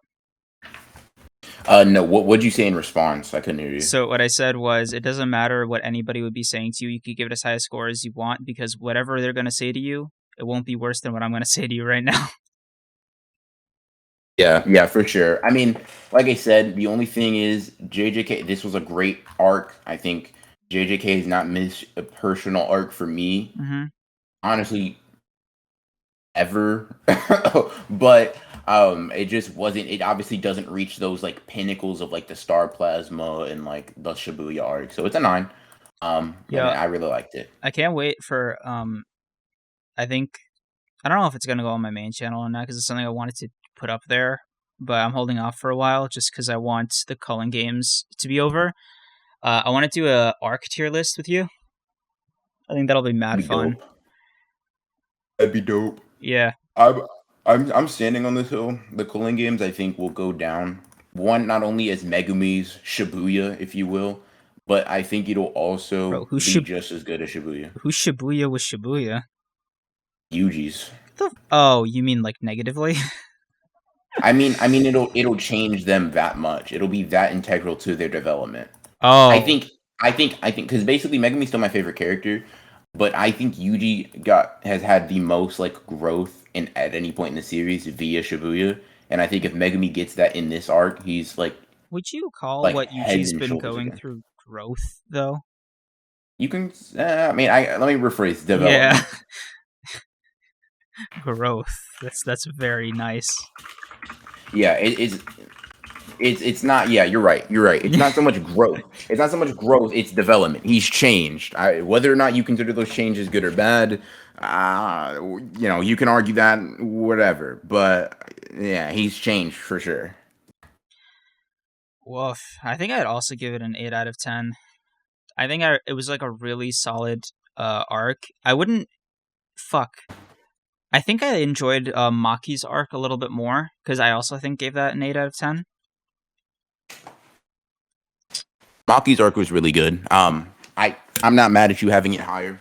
I definitely say like for the more action oriented like aspect of it, it's definitely the better arc. It was straight hands the entire time. Yeah, but also the fact that she, like, the personal significance for her, for the reader, seeing basically Toji 2.0, and straight up, dude, the slaughtering of the Zenin clan was mad relevant outside of, like, the bloodshed that apparently, I hear the takes that I have and the takes I've given you throughout this fucking podcast. I'm like, yeah, man, I think I just want everybody to fucking die.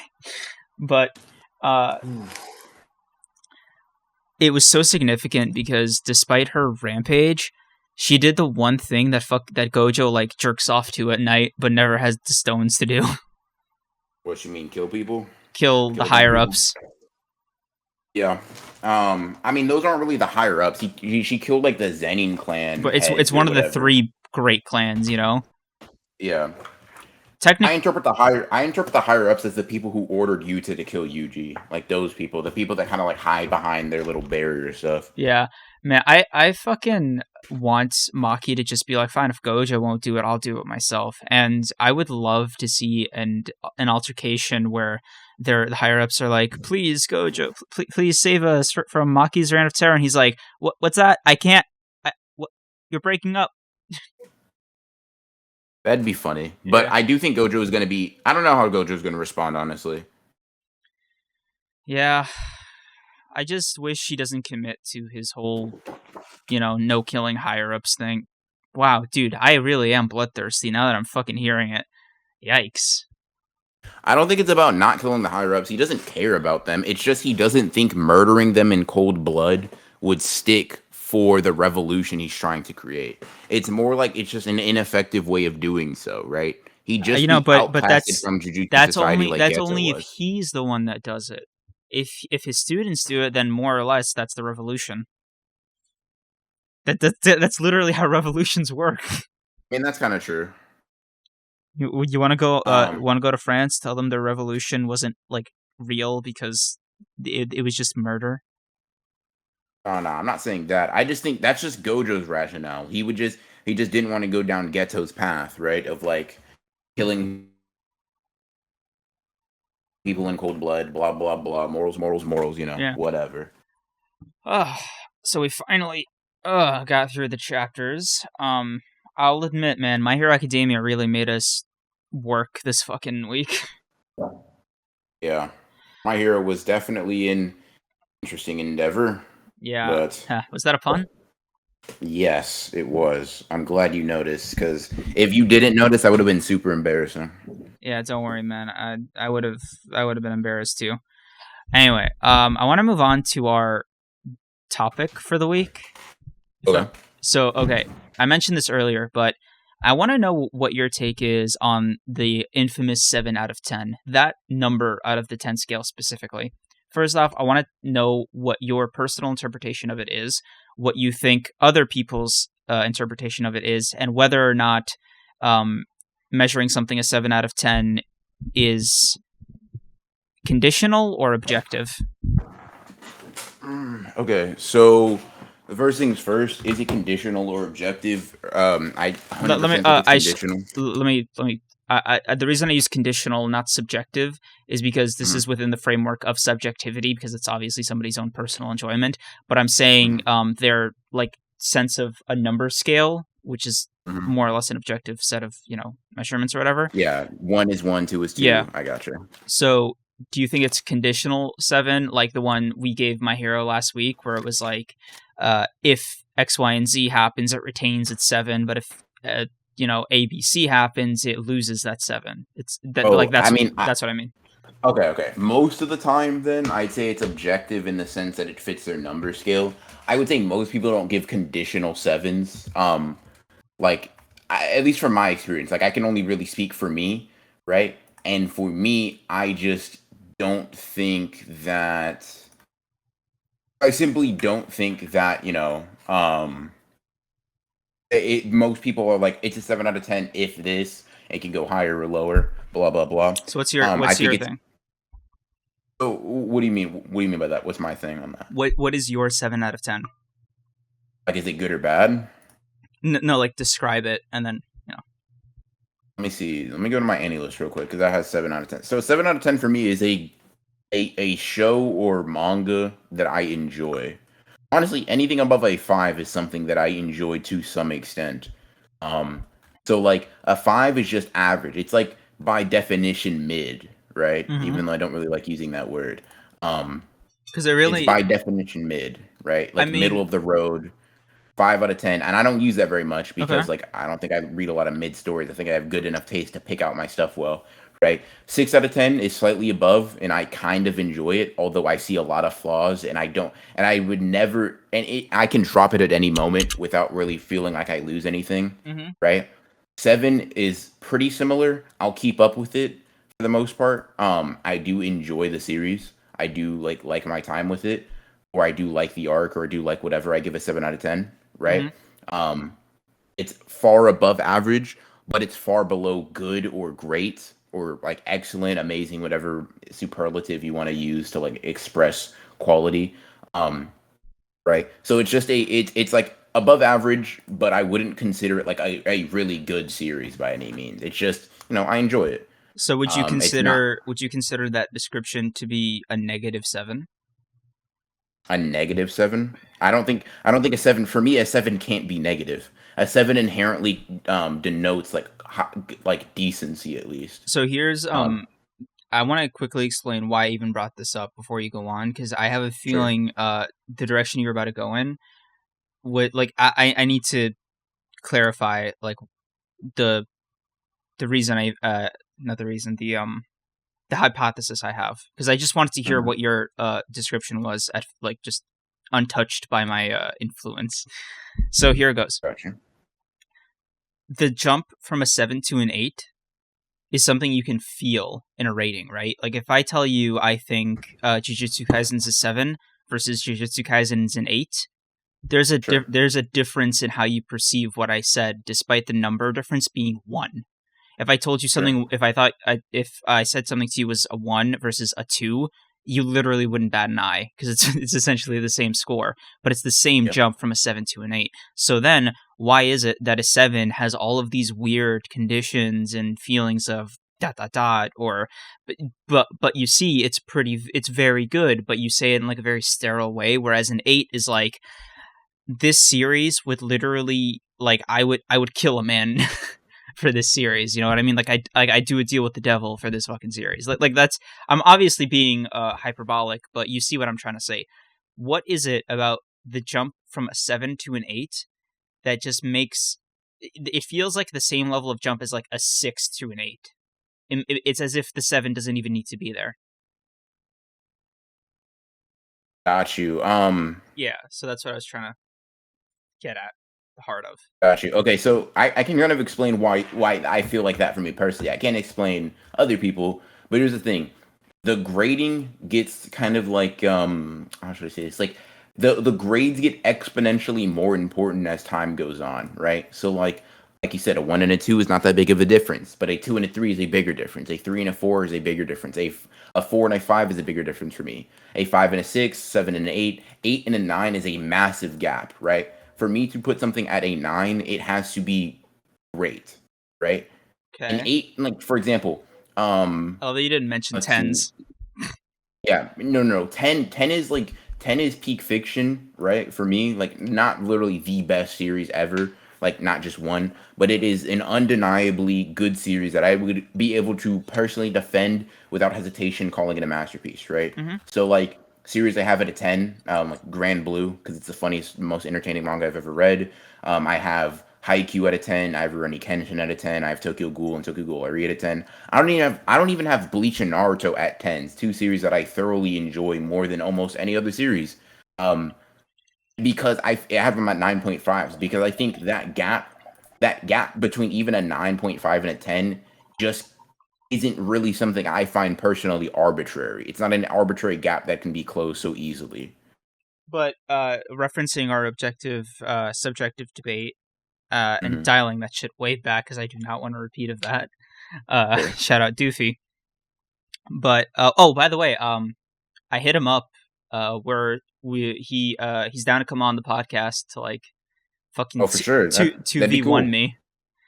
Oh, nice. I like it. Yeah, bro. About to get the Nanami and Yuji versus Yeah, Mahito action. I like it. bro. I'm excited personally, despite me being solo on this one. But I just like the prospect of us like starting to bring on guests and shit. I think it'll be like fucking mad cool to go through all of AniTube, just to have like the ultimate I think goal, just have fucking at least for me, you can have a different AniTuber that you consider your like goat or whatever. And we'll get back to the 7 out Mhm. of 10 thing real quick. Just this is a little side tangent I wanted to discuss with you, just like Sure. as my co-host and fellow Ah, you're good. AniTuber here. So for me, it's like a Mark Phillips or like a Nux Taku. Although I wouldn't even consider Nux Taku an anime YouTuber anymore. But Yeah. like for me, like Mark Phillips is like the fucking yeah man. We fucking made it. Yeah, no, that for sure. That And I wouldn't necessarily say he's an anti-tuber, but I would say he's like he's a great creator overall. It doesn't matter what you classify him as for me personally. But like I obviously like my favorite series is Anime House. Like I watch all their videos, right? But like the ones I personally enjoy the most are Anime House. Furious they didn't have Gojo in the last one, although I understand why. JJK was still relatively new, but just if Anime House 6 doesn't have Gojo, I'm gonna be furious. Yeah, I think they'll include him personally. He's like the most popular new gen character. Definitely. But yeah, so who is it for you, like to have on here? I don't know, to be honest, because like it sounds a little bit. I don't know. It's kind of weird.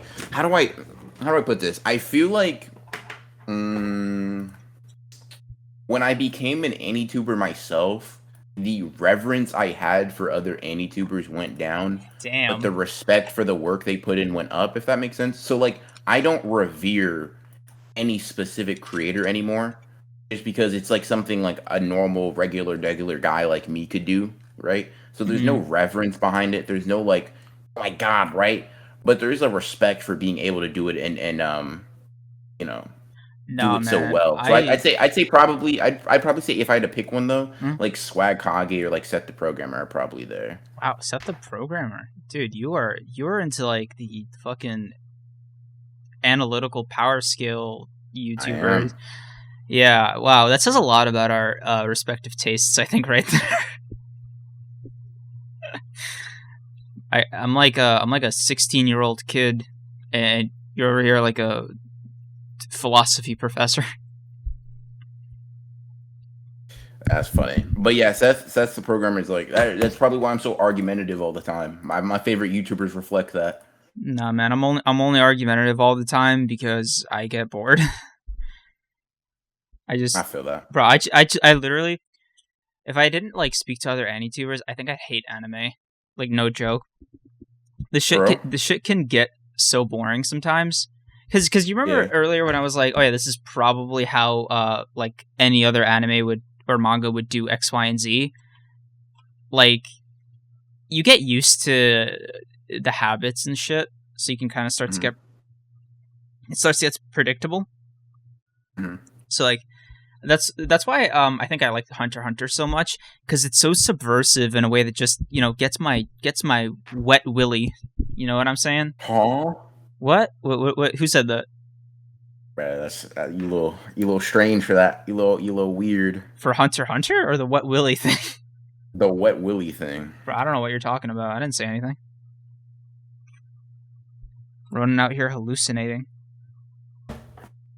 Anyway, so yeah, like I was saying, it's like really subversive, and it's something I couldn't predict at all. Like when you were watching Hunter x Hunter, did you for a second think Gon would like hold the woman hostage? No, but there you go. I also didn't think I was gonna watch characters run up a set of stairs for like 20 episodes. I know, it was great, right?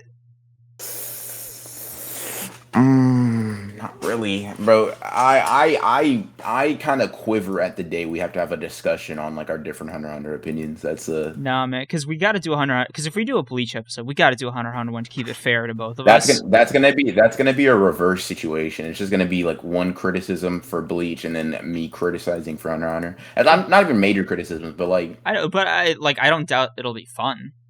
No, it'll for sure be fun. It'll be fun for real. Yeah, man. I think our peak in our dynamic is just when we scream at each other without raising our voices. Huh. Like a passive-aggressive white couple. That's really what I'm aiming for. That's oddly specific. Yeah, I watch a lot of TV when I'm not watching anime.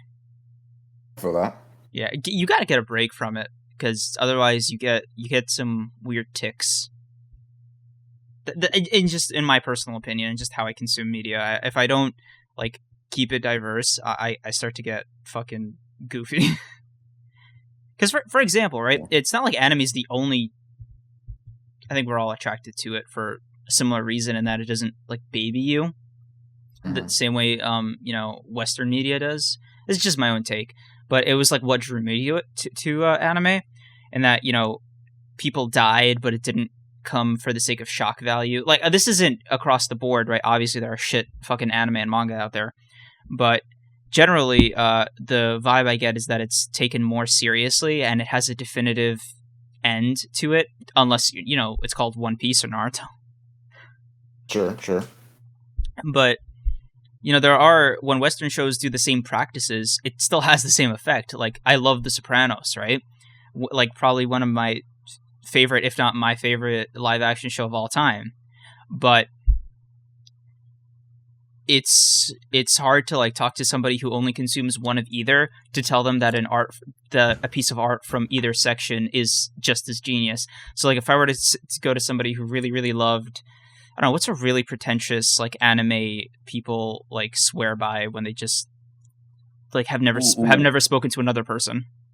I got one. Go. Full Metal Alchemist. Yeah, right. So Metal Alchemist is fucking great, right? It actually is like really well written and it's really good.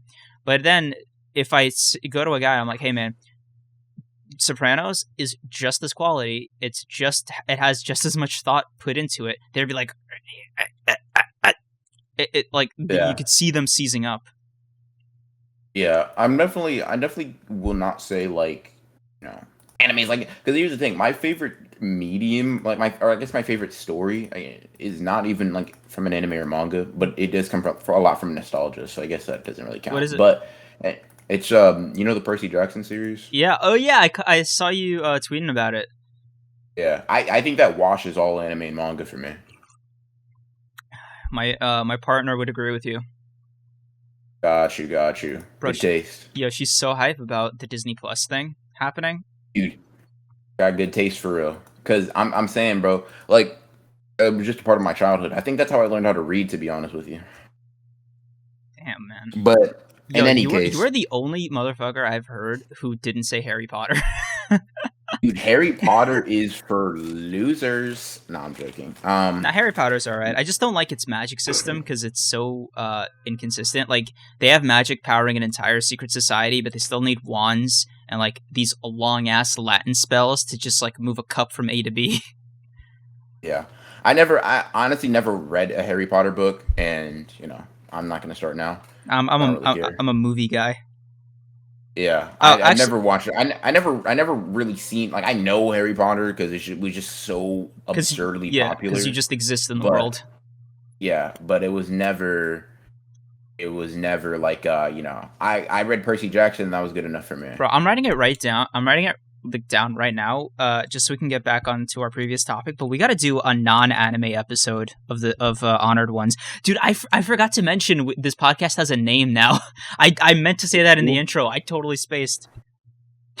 But I mean, I'd be down to talk about something non-anime related. I'm just not super duper knowledgeable on that stuff, at least in comparison, right? I can rattle off like. Well, yeah, because you're just talking about what you like. It's not like I know the Percy Jackson series like that. I only have the movies to go off on, which I have a feeling you got your opinions movies on. Are complete garbage, dude. I'm so. Bro, I liked the first one. I don't know. That's because you didn't read the book.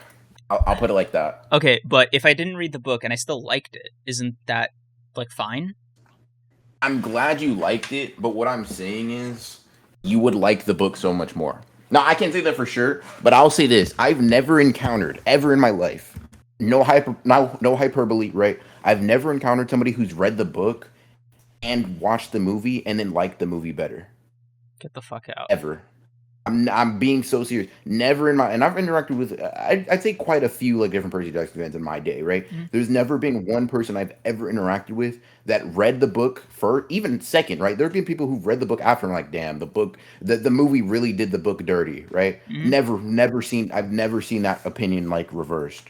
Knowing you might reverse it if you were to read the book, but up until now, I've never heard that the movie was better. And I got to agree with them. The book covers so much more, and it's just so much, I don't know, so much better to me. I'm low-key happy she's not listening to this, because I don't think she's ready to sit down and like listen to me talk about fucking anime for 2 hours. Her favorite one is Full Metal, by the way. Like, got you. And she's like way more into books. She has me reading one right now that let me rephrase. She wouldn't let me leave until I took the book home and promised to read it. This thing is what book? This thing is like 500 pages. It's called From Blood and Ash. Sounds like it'd be pretty good, but I don't know what it's about. So it's actually pretty good, surprisingly. It's just a little bizarre because the world building just irks me. Actually, I'm going to go on a tangent because there is literally no other place I can talk about this for a second, like except for this fucking podcast. I hope you don't mind. So in this book, right, it's basically set in this semi-fantastical world where this like protagonist, her name's Poppy. She's like chosen by the gods, in air quotes, to be ascended and have people ascend with her to join the gods, essentially. And the thing is, while this does read as like some fake cult shit, there's like werewolves and vampires in this fucking book.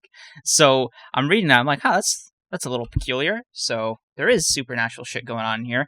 And then it turns out she has superpowers. And it's written way better than I'm describing it, by the way. It makes sense, but she has superpowers. I'm like, that's a little peculiar. All right. And then as I'm reading and I'm finding out more and more about this, it turns out that like being ascended is literally like a species. Like you become immortal, you lose color in your eyes, they just become like pure black.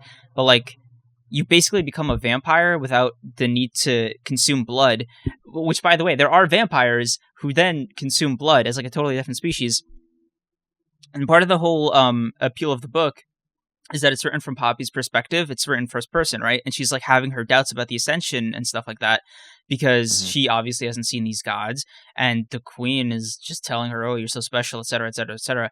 And I'm sitting here, I'm reading this book. I'm like, yo, on one hand, I get where this girl's coming from, but what's not to believe, dude?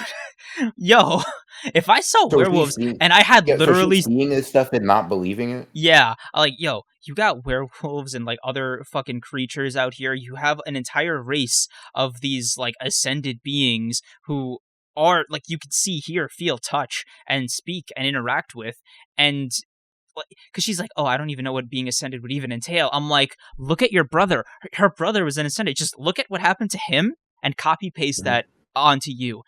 And she's like, what if the gods aren't real? I'm like, I think they're real. I think they're gonna be real. I don't know. Something about this whole fucking verse makes me think that they're real. Huh. That's just strange.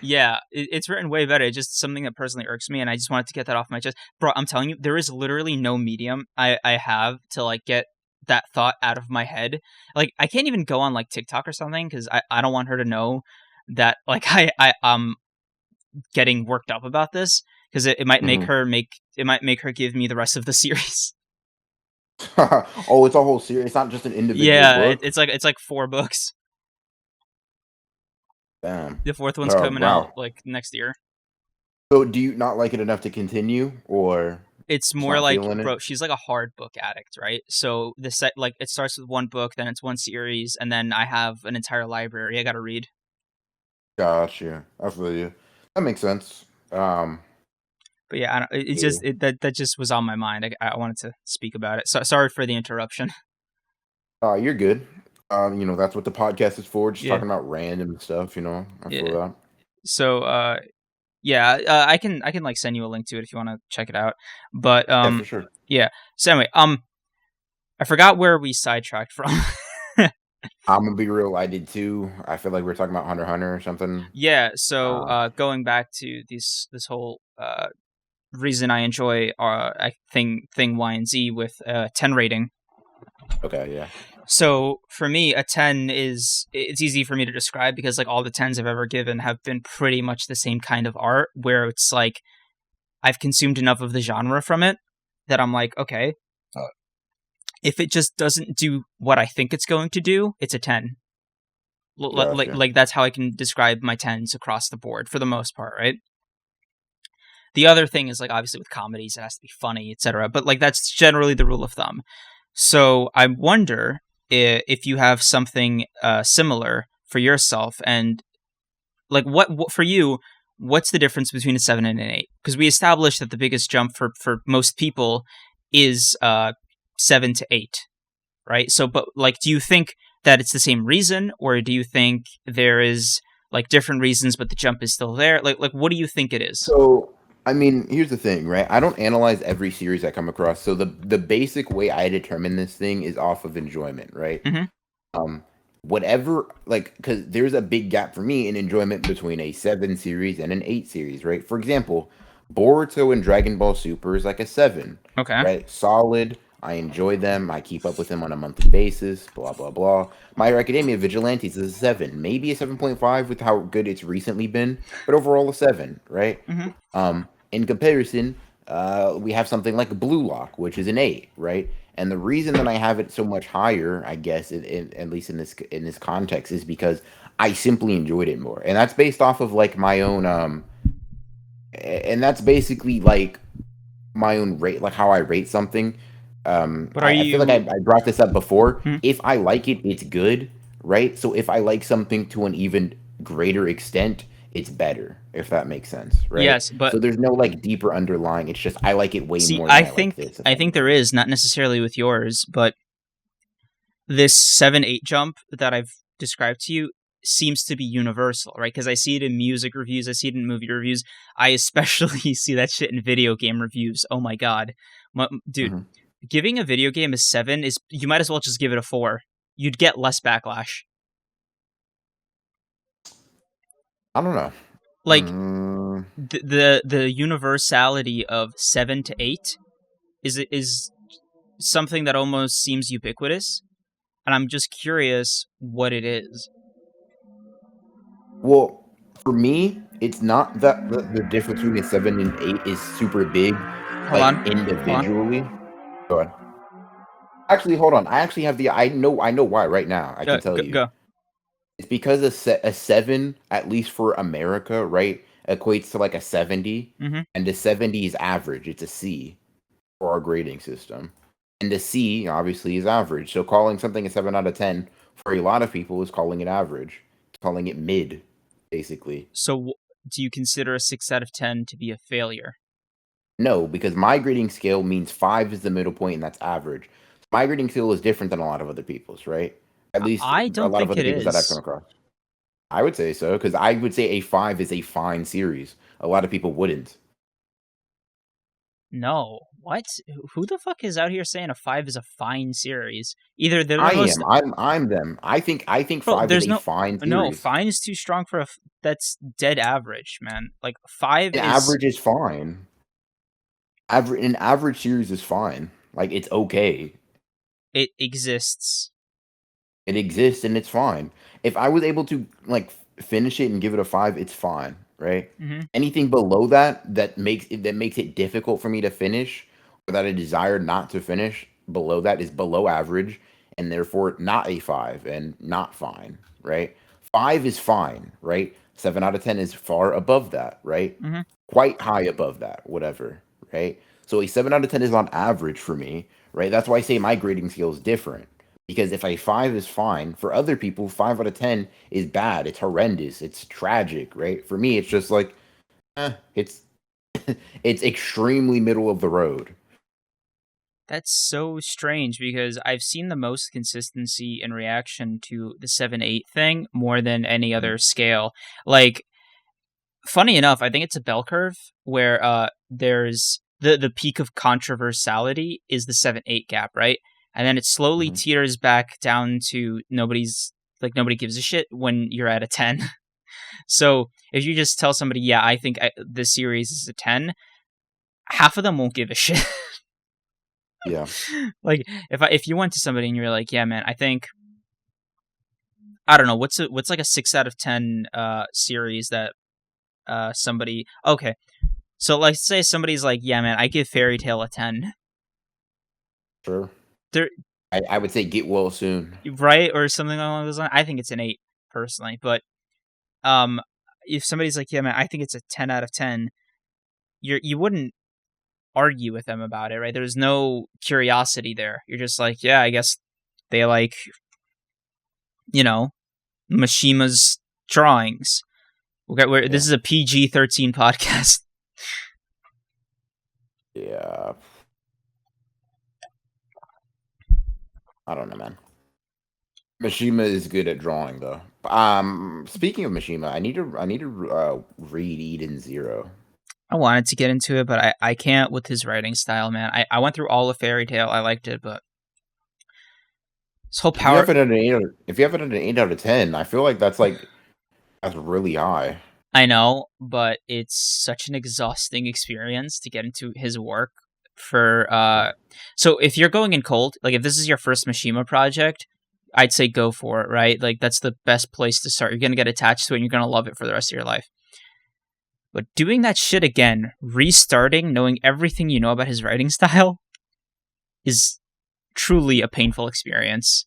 I've heard that Eden Zero isn't anything like Fairy Tail. Not obviously anything like, but I've heard it has quite a bit of differences. I've heard people actually die of people of consequence die in good ways and blah blah blah. So I've heard that it's much different. I guess I'll believe it when I see it, but for now I'm not ready to commit to it yet because Fairy Tail's like 300-400 episodes and like infinitely more chapters. The 100-year quest is still running. Fairy Tail's still going? Fairy Tail 100-year quest. Oh.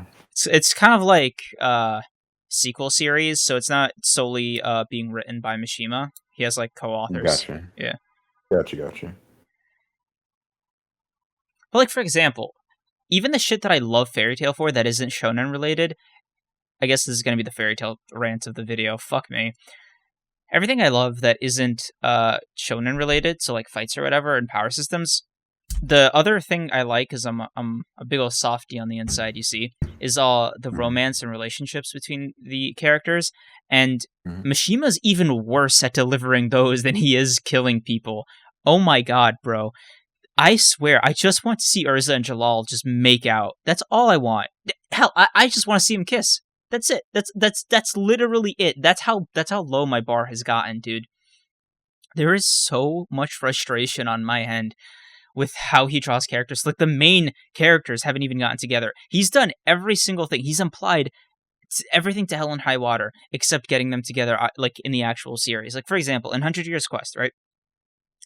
They go to an alternate universe. I don't know if you read Fairy Tail, but they go to Edelas, which is like a parallel universe in there, right? And then there's this alternate universe in Lucy and Natsu. They get together and they have a kid. And then main universe, Lucy and Natsu, who everybody wants to get together, just are like super weird with that. Like, well, we got a kid, but we can't. So we're just friends. It's like that. I'm like, yo. It's been like 5 or 6. It's been so many years. Just please, like you're at each other's places all like you spend every waking moment with each other. Just please hold hands or something. Like I don't like Mishima is a sadist, man. He is a sadist. Yeah, I mean, I don't know, man.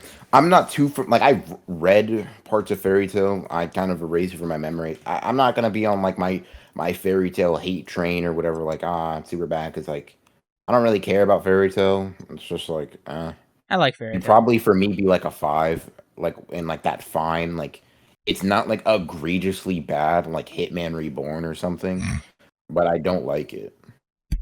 So are there any other topics you wanted to bring up during the podcast, like anything on Twitter that pissed you off, or I don't know, anything else you want to mention?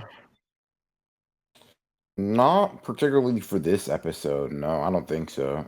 If I had anything, it'd be like full episode discussions, and we're kind of like winding down. So I think we're good, honestly. Yeah. Okay. So we can end the episode right here, and then, like, comment, and subscribe. I keep forgetting to do YouTuber shit, man. Yeah, facts. It's just talking, and then we kind of just think about, hey, end it. Like, I forgot. This isn't just us talking. This is like for like a video. But it's always mad. It's like literally as is every single time. I think I'm gonna keep saying it. It's so fun to just do this and like vibe with you for these 2 hours on Mondays or Thursdays for the people listening. Yep. And I'm really happy we started doing this. For sure, man. It is really cool. Anyway, so I'm gonna end it right here. Doofy interview or Bleach episode is probably gonna be next. I don't even want to say anymore. I can't say definitively. Yeah. Anyway, so like, comment, and subscribe to the Honored Ones podcast. New episodes Thursday, 4:45 p.m. EST. Ronin, you there? Oh, yeah. Peace out. I forgot. YouTuber. Yeah. Yo, see you guys later. Hope you guys enjoyed the podcast, and we will see you guys next week. Bro, you gotta tell them to like and subscribe. Yeah, do that too. Like and subscribe, bro. So I'm coming for you. Yeah, man. Okay, see ya. Bye.